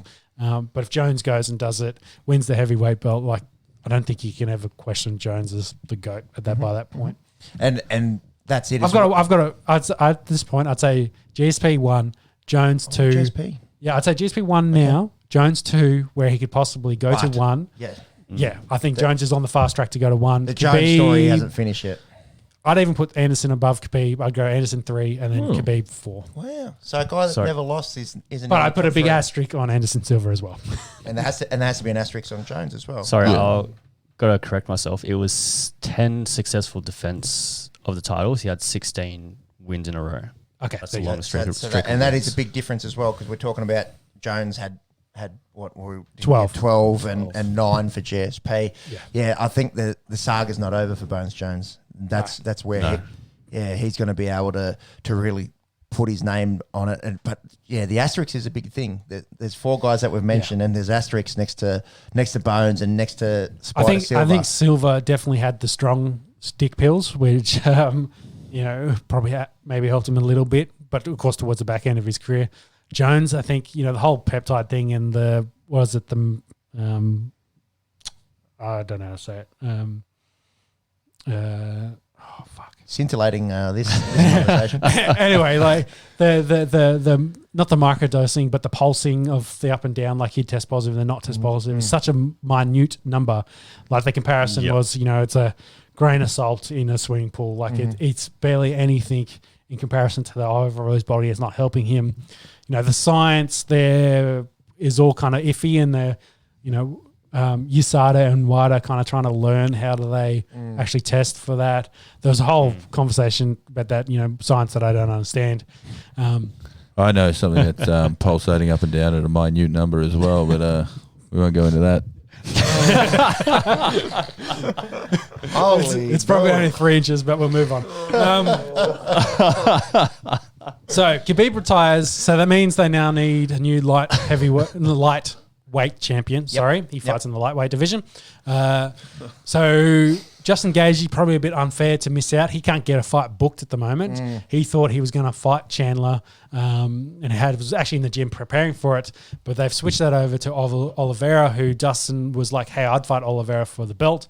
But Dustin looks like he's either been left down this, but I think he's angling for the trilogy against McGregor, the money fight. So he can. How the fuck does this work, right? So Oliveira is ranked 3 and Chandler's ranked 4. Yep. So Dustin Poirier and Justin Gaethje, who've both beaten Conor recently, well, Justin hasn't fought Conor, but yeah. Sorry, Dustin has, but Justin hasn't. And Justin is So ranked Gaethje second. Yeah. Why is that not the fight? Who makes the fucking rules here? It's like Dana's got his own set of rules. I think Oliveira's on a 13-fight win streak at the moment. Yeah. Whereas Gaethje, of course, has just lost. So they're saying the rankings don't. Why have rankings? Yeah, the rankings really don't make any sense. I think it's probably because and they haven't had that fight yet. Yeah, and then Chandler's. They want to fast track Chandler. Is the other thing. They want to get him in there. He's a bit brash. He's got that a wrestling entertainment kind of promo style that he can throw out there as well. So they think, hey, we can build him up as a champion. I don't want to say they've thrown him Oliveira as maybe as an easier kind of out, because I think it's going to be an excellent fight. At this stage, I can't really pick who I'd back in this. I think Gaethje's probably a little bit unlucky. I'd say he probably gets the winner. Or depending on how this fight goes, if Dustin and McGregor happen sooner, maybe he and Dustin have a fight and then they fight the winner. But I think it's those 4. So they're gonna, by the end of the year, they'll work it out that each one's fought each other to the point that they'll have a clear champion by that point to replace Khabib. I'm going to say something which I didn't see myself ever saying. I'm sick of Conor. He didn't have anything nice to say with Khabib retiring. It's his persona. That's he's the brash, arrogant kind of guy. But don't say what Kobe Covington said today about women. So. As another one that says things is like he does. It's character-wise. It's like a character. It's like a WWE. It's 100% character for Colby. But yeah, I don't know. I used to love Conor McGregor, and sometimes you're just like, man, like just shut up. At this point, it's because he lost. Yeah, that's 100% why. Yeah, because that's why you're like, you can't really say it when you got your fucking tapped out. Too. Great point. Like it's at this stage, you're saying, stop talking, get back in the gym, get a win on your belt, stop cruising around in a yacht and selling you whiskey and appeasing to your 40 million followers. I don't know. Yeah, I still love him. He's holding up the division a little bit in this regard. But that's why Dustin's like, I'll park the title fight. I don't think he wanted to verse Chandler, so I think UFC's got, we want Chandler as the title. He's probably turned that down. So then they've talked to Gaethje and Oliveira, and they've ended up pick Oliveira in this instance. But Dustin, of course, has gone, well, I'd rather the McGregor fight. I'm going to make there's more money. There's more zeros on that check than there is the other way around. So so that has been announced for UFC 262. So that's not too far away for that championship fight. Following on from that, another fight that was announced, Corey Sandhagen versus TJ Dillashaw. Dillashaw, of course, has been out 2 years, isn't it? 2 and a bit years, I think, after he got caught for EPO, which is blood doping. Yeah, with top level drug cheat, essentially. It's you can't. All the cyclists get pinned for that in the Tour de France. Exactly. It's the the goat of drug taking. That's the kind of level. No argument on that one. Yeah. Yeah. It's not like an accidental tainted supplement. That's low level. This is fell on a syringe full of plasma enriched someone else's blood. Yeah. This is actively. You got me. Yeah, it's the worst. So. So it's TJ's first fight back. Sandhagen, of course. Bit unfortunate with the whole Sterling and Yarn situation where they've got to run that back. He was probably getting the winner, but now he's got to wait for that. So it's not a bad fight. He'll smack him, won't he? I don't know. TJ, of course. He used to be He's a champ. Yeah. I'll be rooting for Sandhagen in this. I listened to him on a little show called the Joe Rogan Experience during the week. I'd back Sandhagen as well, but I don't know. Dillashaw's good. I just like him as a bloke. I just like Dilla. Yeah, yeah. If you do an EPO, get fucked. Yeah, and I don't know. I'm talking shit because I love John Jones, and he's been imagine what you could do on EPO. You might get out of bed. Maybe we'll try. Let's have it. Let's do it. Yeah. Let's get you. Let's take with some of your blood there, Peps. Let's see what you could be. He Peps is on EPO and he got 2 kicks this weekend. Going back to Sandhagen, he's kind of like an unusual cat in that he's into his Buddhism and Hinduism and got along obviously very well with Joe in that sense. But then he's also got that killer he's saying, I can't really talk about some of my thoughts to my partner and my mum because when I get in that mindset, I used to go out and think, I'm going to go out and fight, but now he's like, I'm going to go out and murder someone, and he's really listening to that episode on the Joe Rogan Experience, man, just listening to the mindset that he's got, I really like the dude, and Mike Tyson was the same, that killer mindset, and they talk about it's a tough lifestyle. It's the hardest thing to do. We're talking about how hard rugby league is as a team sport. Yeah, get punched in the head though. This is the craziest way to earn a buck that you could imagine. They are modern day warriors. But if this fight does go ahead as per announcement, I'll be going for Corey in this one. Yeah, same. So we move into the fight card that happened over the weekend. So UFC Vegas 22. Derek Bronson was taking on Kevin Holland. I'm going to fuck it up. Right there, Holland. Yeah. Holland had a bit of a hype train coming into this, known as the Mouth. He talked throughout the entire fight of this. But Derek is, kind of been seen as a bit of a gatekeeper in the middleweight division. He wrestled the shit out of Holland in this. He probably had top position for 20 of the 25 minutes of this fight. Won on an easy decision, bumps up his ranking. He's kind of now trying to angle up into that upper echelon. This is a guy that maybe could take Israel on. It's probably 1 or 2 fights away from that point now. And Holland kind of found out that I need to go back and check my wrestling. He did stumble. I think he knocked Bronson down in the second. I think he got him in the fourth as well. So he's got power. But as soon as Jack shot in and got him down, it was a good night. Brunson goes from 7 to 4 there. Yeah, in middleweight. How do you say the next one, Peppy? Julia Stoiliarenko. Ooh, nicely done. That's probably not right, but that's how I'd say it. Close enough. So leading in, of course that card happened on Sunday. I saw this is awful. Fainted on Saturday she was weighing in, so she was on the main card. I think as the first fight off the bat. But unfortunately for her, she actually fainted twice. So she fainted once on the scales, and I think she's fainted before that. Anyway. Definitely on the scales. They got her up there. They're trying to get her to weigh in. They're trying to organise the weight, and she's moving around. But then she faints. She falls down and falls back into the backboard, passes out. And, of course, they get the ambos in and then put her on the stretcher and take her away. They have to pull her fight, unfortunately, because they're not going to let her compete. And the question, I guess, comes up about it's not the first guy to faint guy or girl to faint on the scales. Yeah. A lot of guys and girls look terrible on scales as well. Yep. You look at Connor when he was gaunt. Getting down to 145. They can do it. Even TJ Dillashaw, to get down 10 pounds from 135 to 125, There's not much left that you can Exactly. cut at that. Hence why he was doing That's EPO scary. so he could train Yeah. and do his cardio. Yeah. And just pull that Dustin off. Poirier's talked about losing 30 pounds in fight weight, like in the Yeah. week of. It's not unknown. Like and Jan Blachowicz coming down to light heavyweight. They're 205 going to make and 205. the fight's 220. That guy walks around at 240. Like you look at the traps and the shoulders on that bloke when he comes down at 205. He's a monster. I did a look into this, and I think an average was during training camp and leading up to their cut, they'll lose about 10 pounds through dieting on average.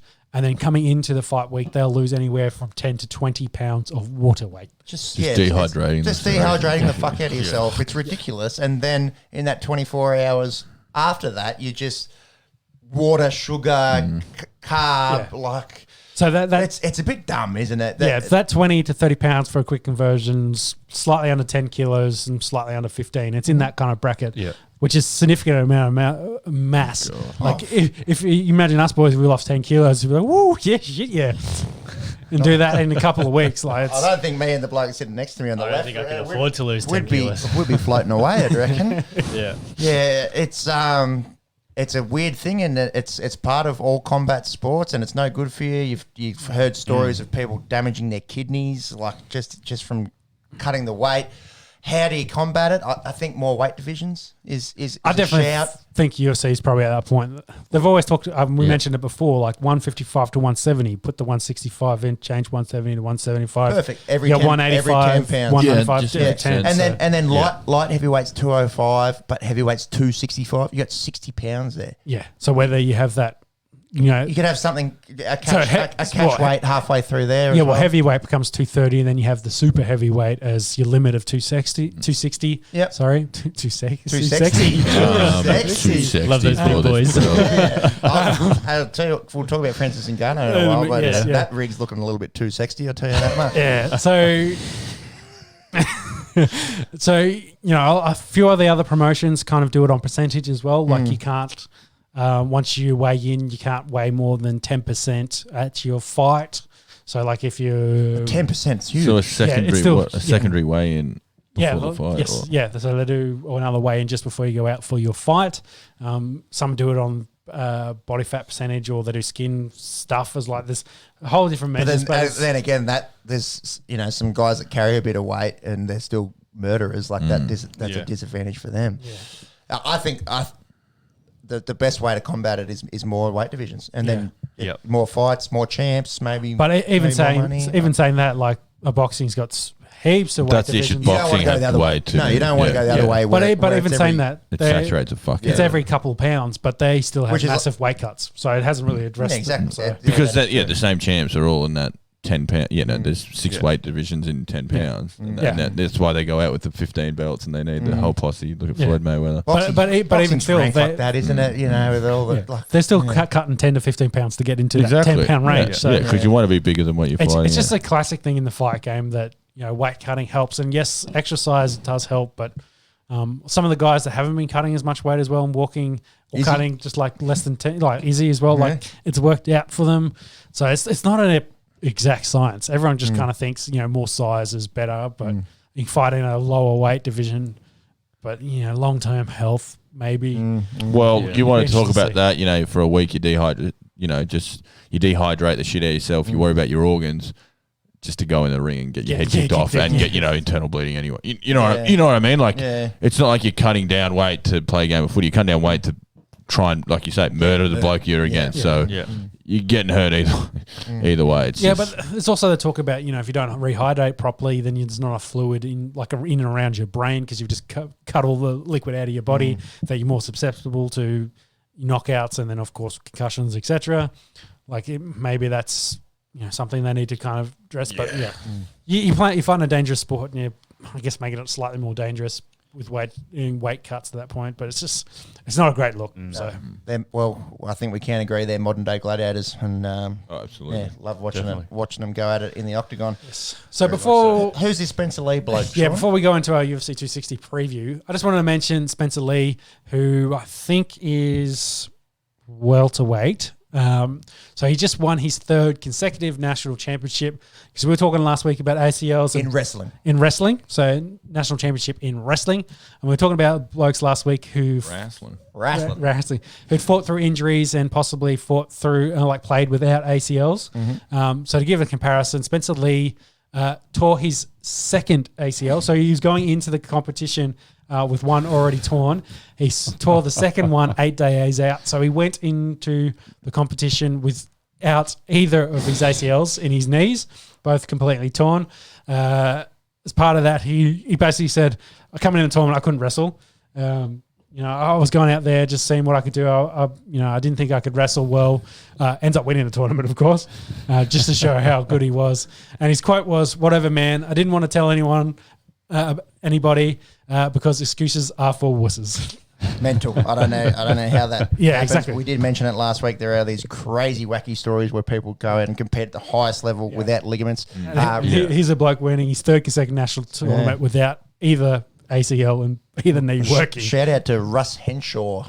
Came fourth in the Winter Olympics. He's a freestyle skier. He rides the terrain park, and you can imagine, landing off a 70-foot Buddha, you'd kind of need ACLs in your knee. No, he went to the Olympics and came fourth with no ACLs. So insane. I don't know how the hell that works, if they just strap the fuck out of it and see how you go.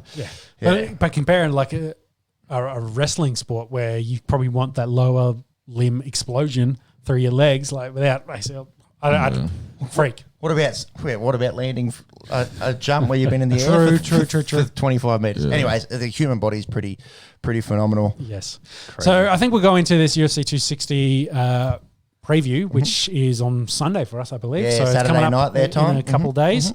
I think the probably worst news we could have during the week was Volkanovski versus Ortega has been postponed. Unfortunately, the Volk has gotten the Rona. We're so lucky in this country, aren't we? We've started not to forget about it, but it's definitely gone to the back of our mind.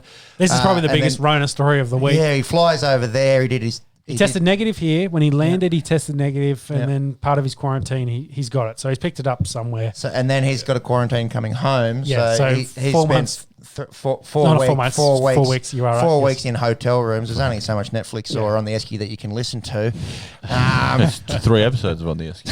the way we're going.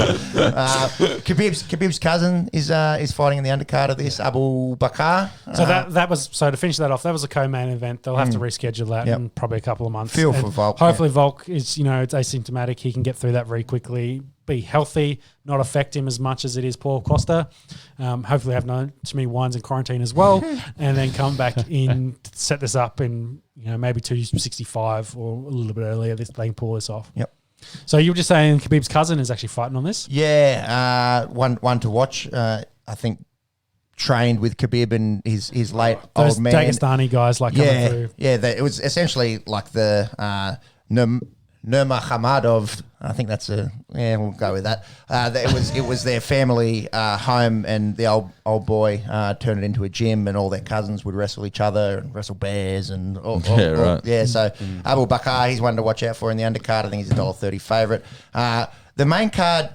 Let's skip those first two. I think the three leading up to it. Yes. That's where the name guys are that we probably can talk about just time as well. At bantamweight, we've got Sugar Sean O'Malley coming off a loss to Marlon Vera. Coming off an injury as well. First loss of his career. Goes up against the Brazilian Thomas Almeida, who's 29 years old. He's 26-4. I think Sugar's about $1.30 in this. Yeah, so Sugar, of course, in this last fight, whether it's calf kicks, he got dead foot essentially.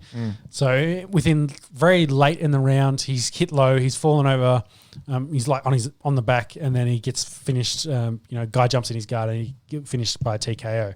So whether he could have defended and finished out the round, but his foot was done. He couldn't stand after that. So he had that injury. So he kind of considers that not really a defeat, but maybe he doesn't accept it well enough. But he's bound. He's got to accept it as a defeat. You kicked the shit out of your leg until you couldn't stand up anymore. Yeah. Anyway, he says he's gonna bounce back in this one, so that's why he's heavy favourite. I don't want to say he's prodigy, but he's one of those guys that's a rising star. Of course, in the UFC, they're trying to build him up. Yeah. But he gets a tough out in Thomas, the 26-4 Brazilian. That's a good record. So I think that'll overall be a good fight. I think if Sean can not go to ground in this, he wins. Yeah. If he stays on his I'm feet. backing Sean in this one. Yeah, me too. Welterweight, the old man Tyrone Woodley is 38 now. He's 26-6. Goes up against Brazilian American Vicente Luque. Luque is 27-7, but he's on a really nice winning streak.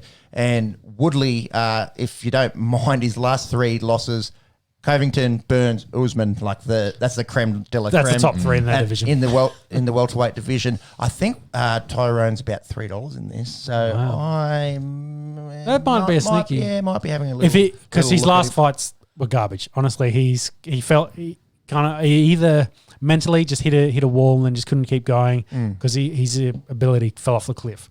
Whether he can kind of regain that killer instinct he had when he ran in to get the welterweight title, I could see him coming out and winning this. But it depends what Woodley gets off the bus and walks into that cage. I believe Luque is 19-7. He's fought 27 times. There you go. That makes sense because he's not actually that old. He's not 30, is he? No. 29? No. Yeah, 29. Yeah. My apologies there. You can get $3 for Woodley, $1.35 for Vicente. Put a tenner on that. Wow. So the big one. The big one. The big one. The 2 baddest motherfuckers on the planet going up against it for the second time round. Miocic versus Francis Ngannou. Yeah. Hard to pick. This is a rematch, of course. Stipe, let's say, took Francis to task. Showed him, Francis basically came in with knockout power. That's all he had in that first fight. He's kind of gone away and redefined his game a little bit. Still, most of his impressive victories, of course, were quick by knockout. Yeah. So you haven't really seen, hopefully, improvement in his game. So it'd be interesting to see how it goes in this because Stipe could eat his shots that he could land. Jabbed the shit out of him, kept him at range, and then took him down when he needed to, and essentially wore Francis out, wore him out for the 5 rounds. Of course, got the victory in that. Stipe's, I think, defended the heavyweight title the most. He's fought a whole bunch of killers in that regard as well. Considered by some as the heavyweight GOAT, because considering I don't think anyone besides him has ever defended that belt more than 3 times. So it's a belt that changes hands a lot. And what about the guys that he's beaten? Like you mentioned Francis, but also DC twice, Junior Dos Santos, Alistair Overeem, Fabricio Verdum, Orlovsky, Mark Hunt. That's an impressive resume. Of the heavyweight division. So he's done it. So. And Garno's 15-3. He's got that knockout power. He's actually favourite in this. I think he was favourite in the first fight as well. Yeah, $1.83 versus $1.97, thanks to our unofficial sponsors. Which is probably not a great. It's not a great reflection on Stipe's capability. No, people just sleep on Stipe. Exactly. He comes in underrated a bit because everyone looks at Ngannou and sees the chiseled Adonis that he is, and then you just think, oh man, he could kill anyone. But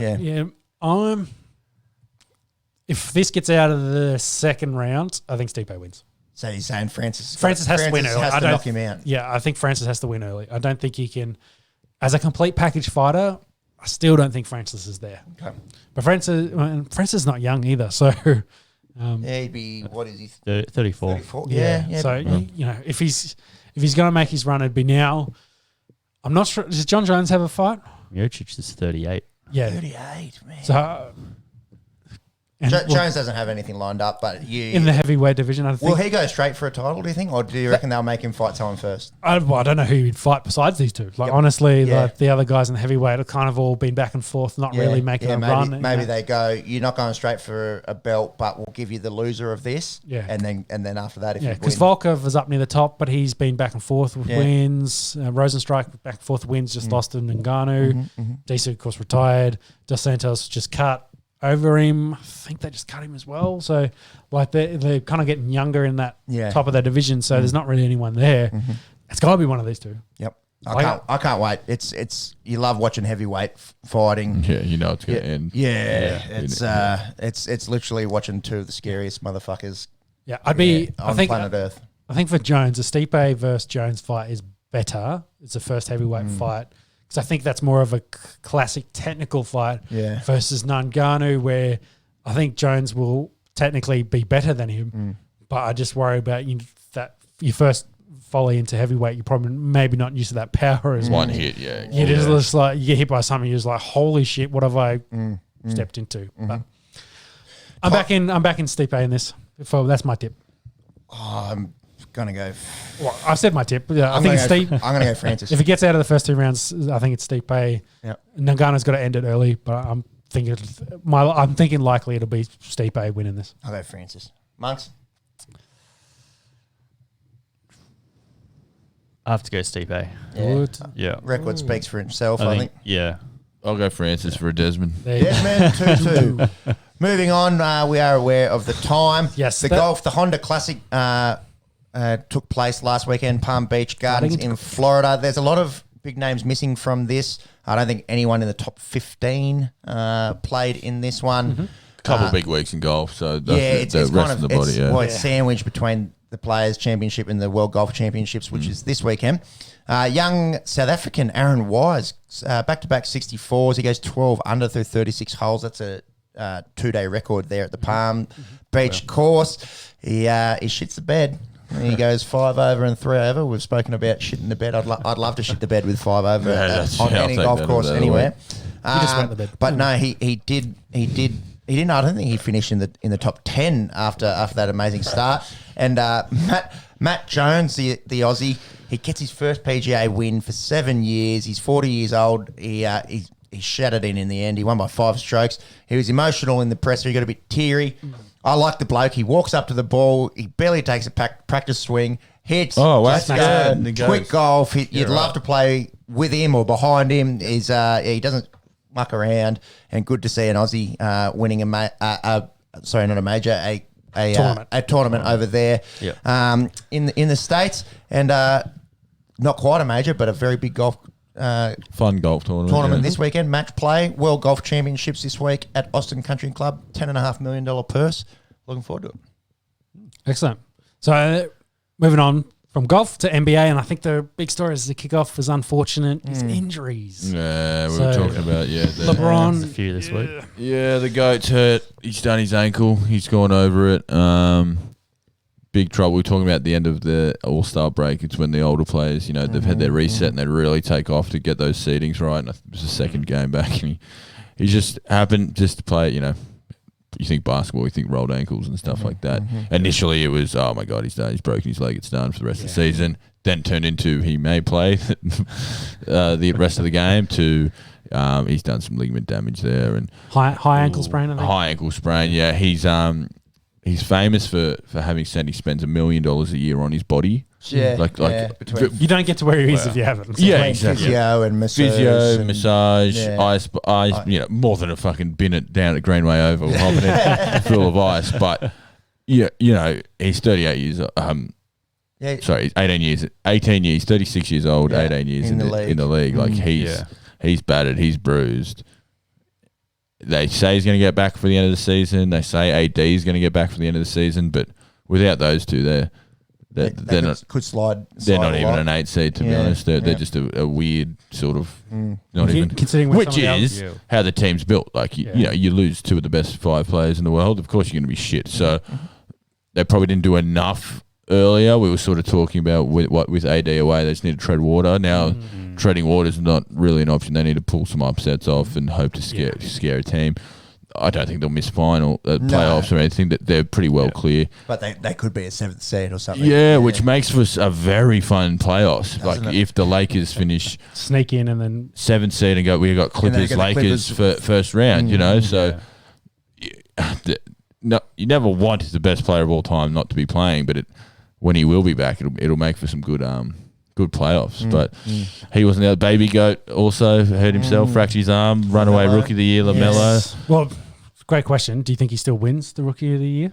Considering the work he's done now. The way Anthony Edwards has been playing, he put up a 40-piece the other day. He's come along really nicely. I think Minnesota, being the basket case they are, will now direct all their attention to getting him stats and points to win him that to completely rip it off. We saw Zion only play half a season, and people thought, "Oh, will he get there?" But Jar had the full season, and you could not give it to him. No. I think that definitely counts for something to be able to play the whole year. So it sucks because he was so good. Our boy Illawarra Hawks, he's the best player to play. So, but you like again, triple doubles are dumb, but when you're 19 and you're pulling triple doubles down against grown men, it's pretty cool. And his shooting stroke, it's Lamar Ball, one of the biggest nuffies of all time. Got his 3 sons playing professional, not obviously in the league with the eldest, Leangelo, but the other 2 starters in the NBA. So it's pretty cool. So shout out to LaMelo. Hopefully he can recover, our boy. Yeah. We talked about wrist injuries off camera. For it to be out for a year, or after the rest of the season, it must be a decent wrist injury. Yeah. It is his shooting hand as well, so you need that for someone who's such a volume shooter like LaMelo. You need your arms. You'd rather get that right versus being in a cast for a couple of weeks, taking it off, rehabbing for a couple, and then coming back out.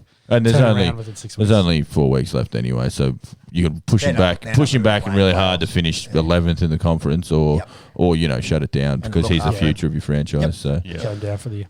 Yeah, so a couple injuries, which sucks, but.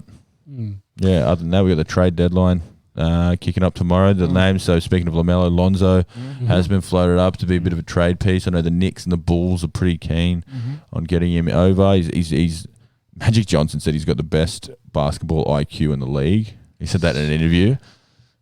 And you kind of got to be like, well, you're wrong, but you're Magic Johnson, so you're not that wrong. But you're wrong. Best GM of all time. Yeah. Oh, God. But yeah, he doesn't need to score points, and he knows that now. He's added to his 3-point game, but he makes everyone around him better. So I think he's someone that the Lakers, bring him back. Someone could bring him in and be that coach on the court and pass it and rebound and do all the things. He doesn't need to get his points, like a younger Rajon Rondo, sort of when the Celtics were at their peak.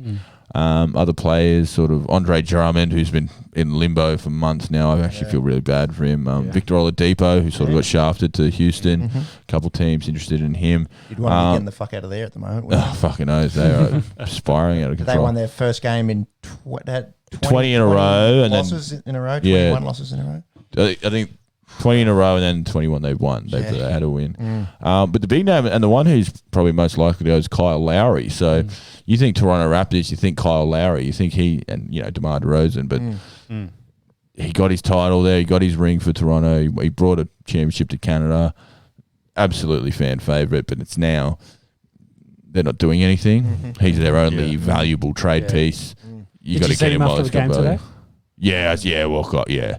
So the writing is he thinks he's done. He thinks he's done there. And even walking off kind of dejected and like up the tunnel, and you sort of knew this is happening. And did you see in his presser, his post-match presser, that Drake FaceTimed during the middle of it? So really? He was like, yeah, that's Drake. Pretty dope. Like, That's pretty dope. That's it. And probably saying thanks and all that because he knows what's coming. So he will go to one of these top teams. Clippers. He was. I got wrecked by a fake Twitter account today. The boys here. Clippers could still be in there. I got catfished by fake Shams, but Lakers are in there. The teams that are up there. Knicks.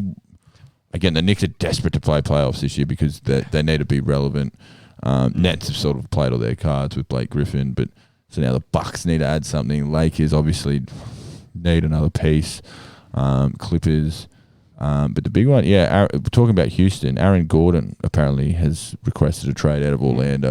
One of the Orlando have been nothing really ever since Dwight Howard's powers. For a long time. I remember, Lakers beat them for their second back-to-back, and ever since then they've been absolutely trashed. So I don't blame Aaron Gordon for wanting to get out of there. And Houston seem to be pretty keen to make him the centerpiece for their rebuild. I don't know if you can rebuild around a power forward who can't really shoot But You get two Call for back other on the- reasonable players around him. And you can do some cool dunks. So, but again, in the NBA trade season this time next week, there'll be something weird that happens. Kyle Lowry will end up somewhere weird. I think it will be the Clippers. They've probably got more to give up, draft wise, but player wise, if Toronto want to go down that way, maybe like a KCP from the Lakers and a first and another player there.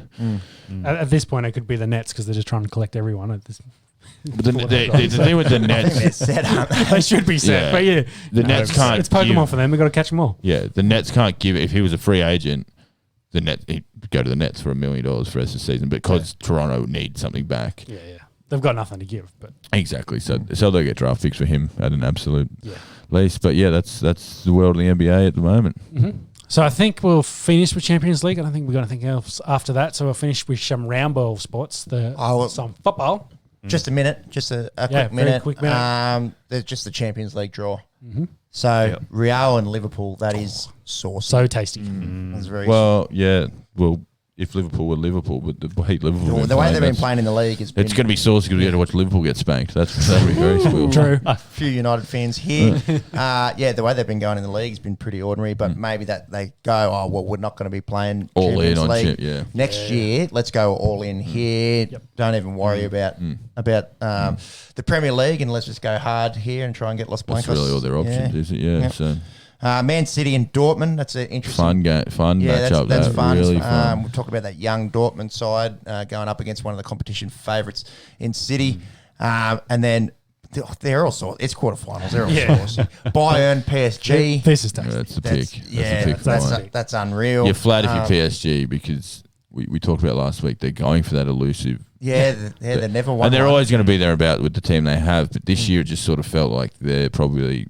primed. So if they could have got a Porto or a Liverpool, then they're in the semis, and then it's cool. We've got a game in Paris. We can do whatever we can. But now you know probably 1 and 1A really the way they're traveling. So which is great for the fans. We get to see the two best teams matched up. But it just it's one of those ones. Did one of the better teams not get there because of purely a draw? But that's the beauty of pulling names out of a hat, which is that's how it's decided. And the final matchup there, Porto and Chelsea.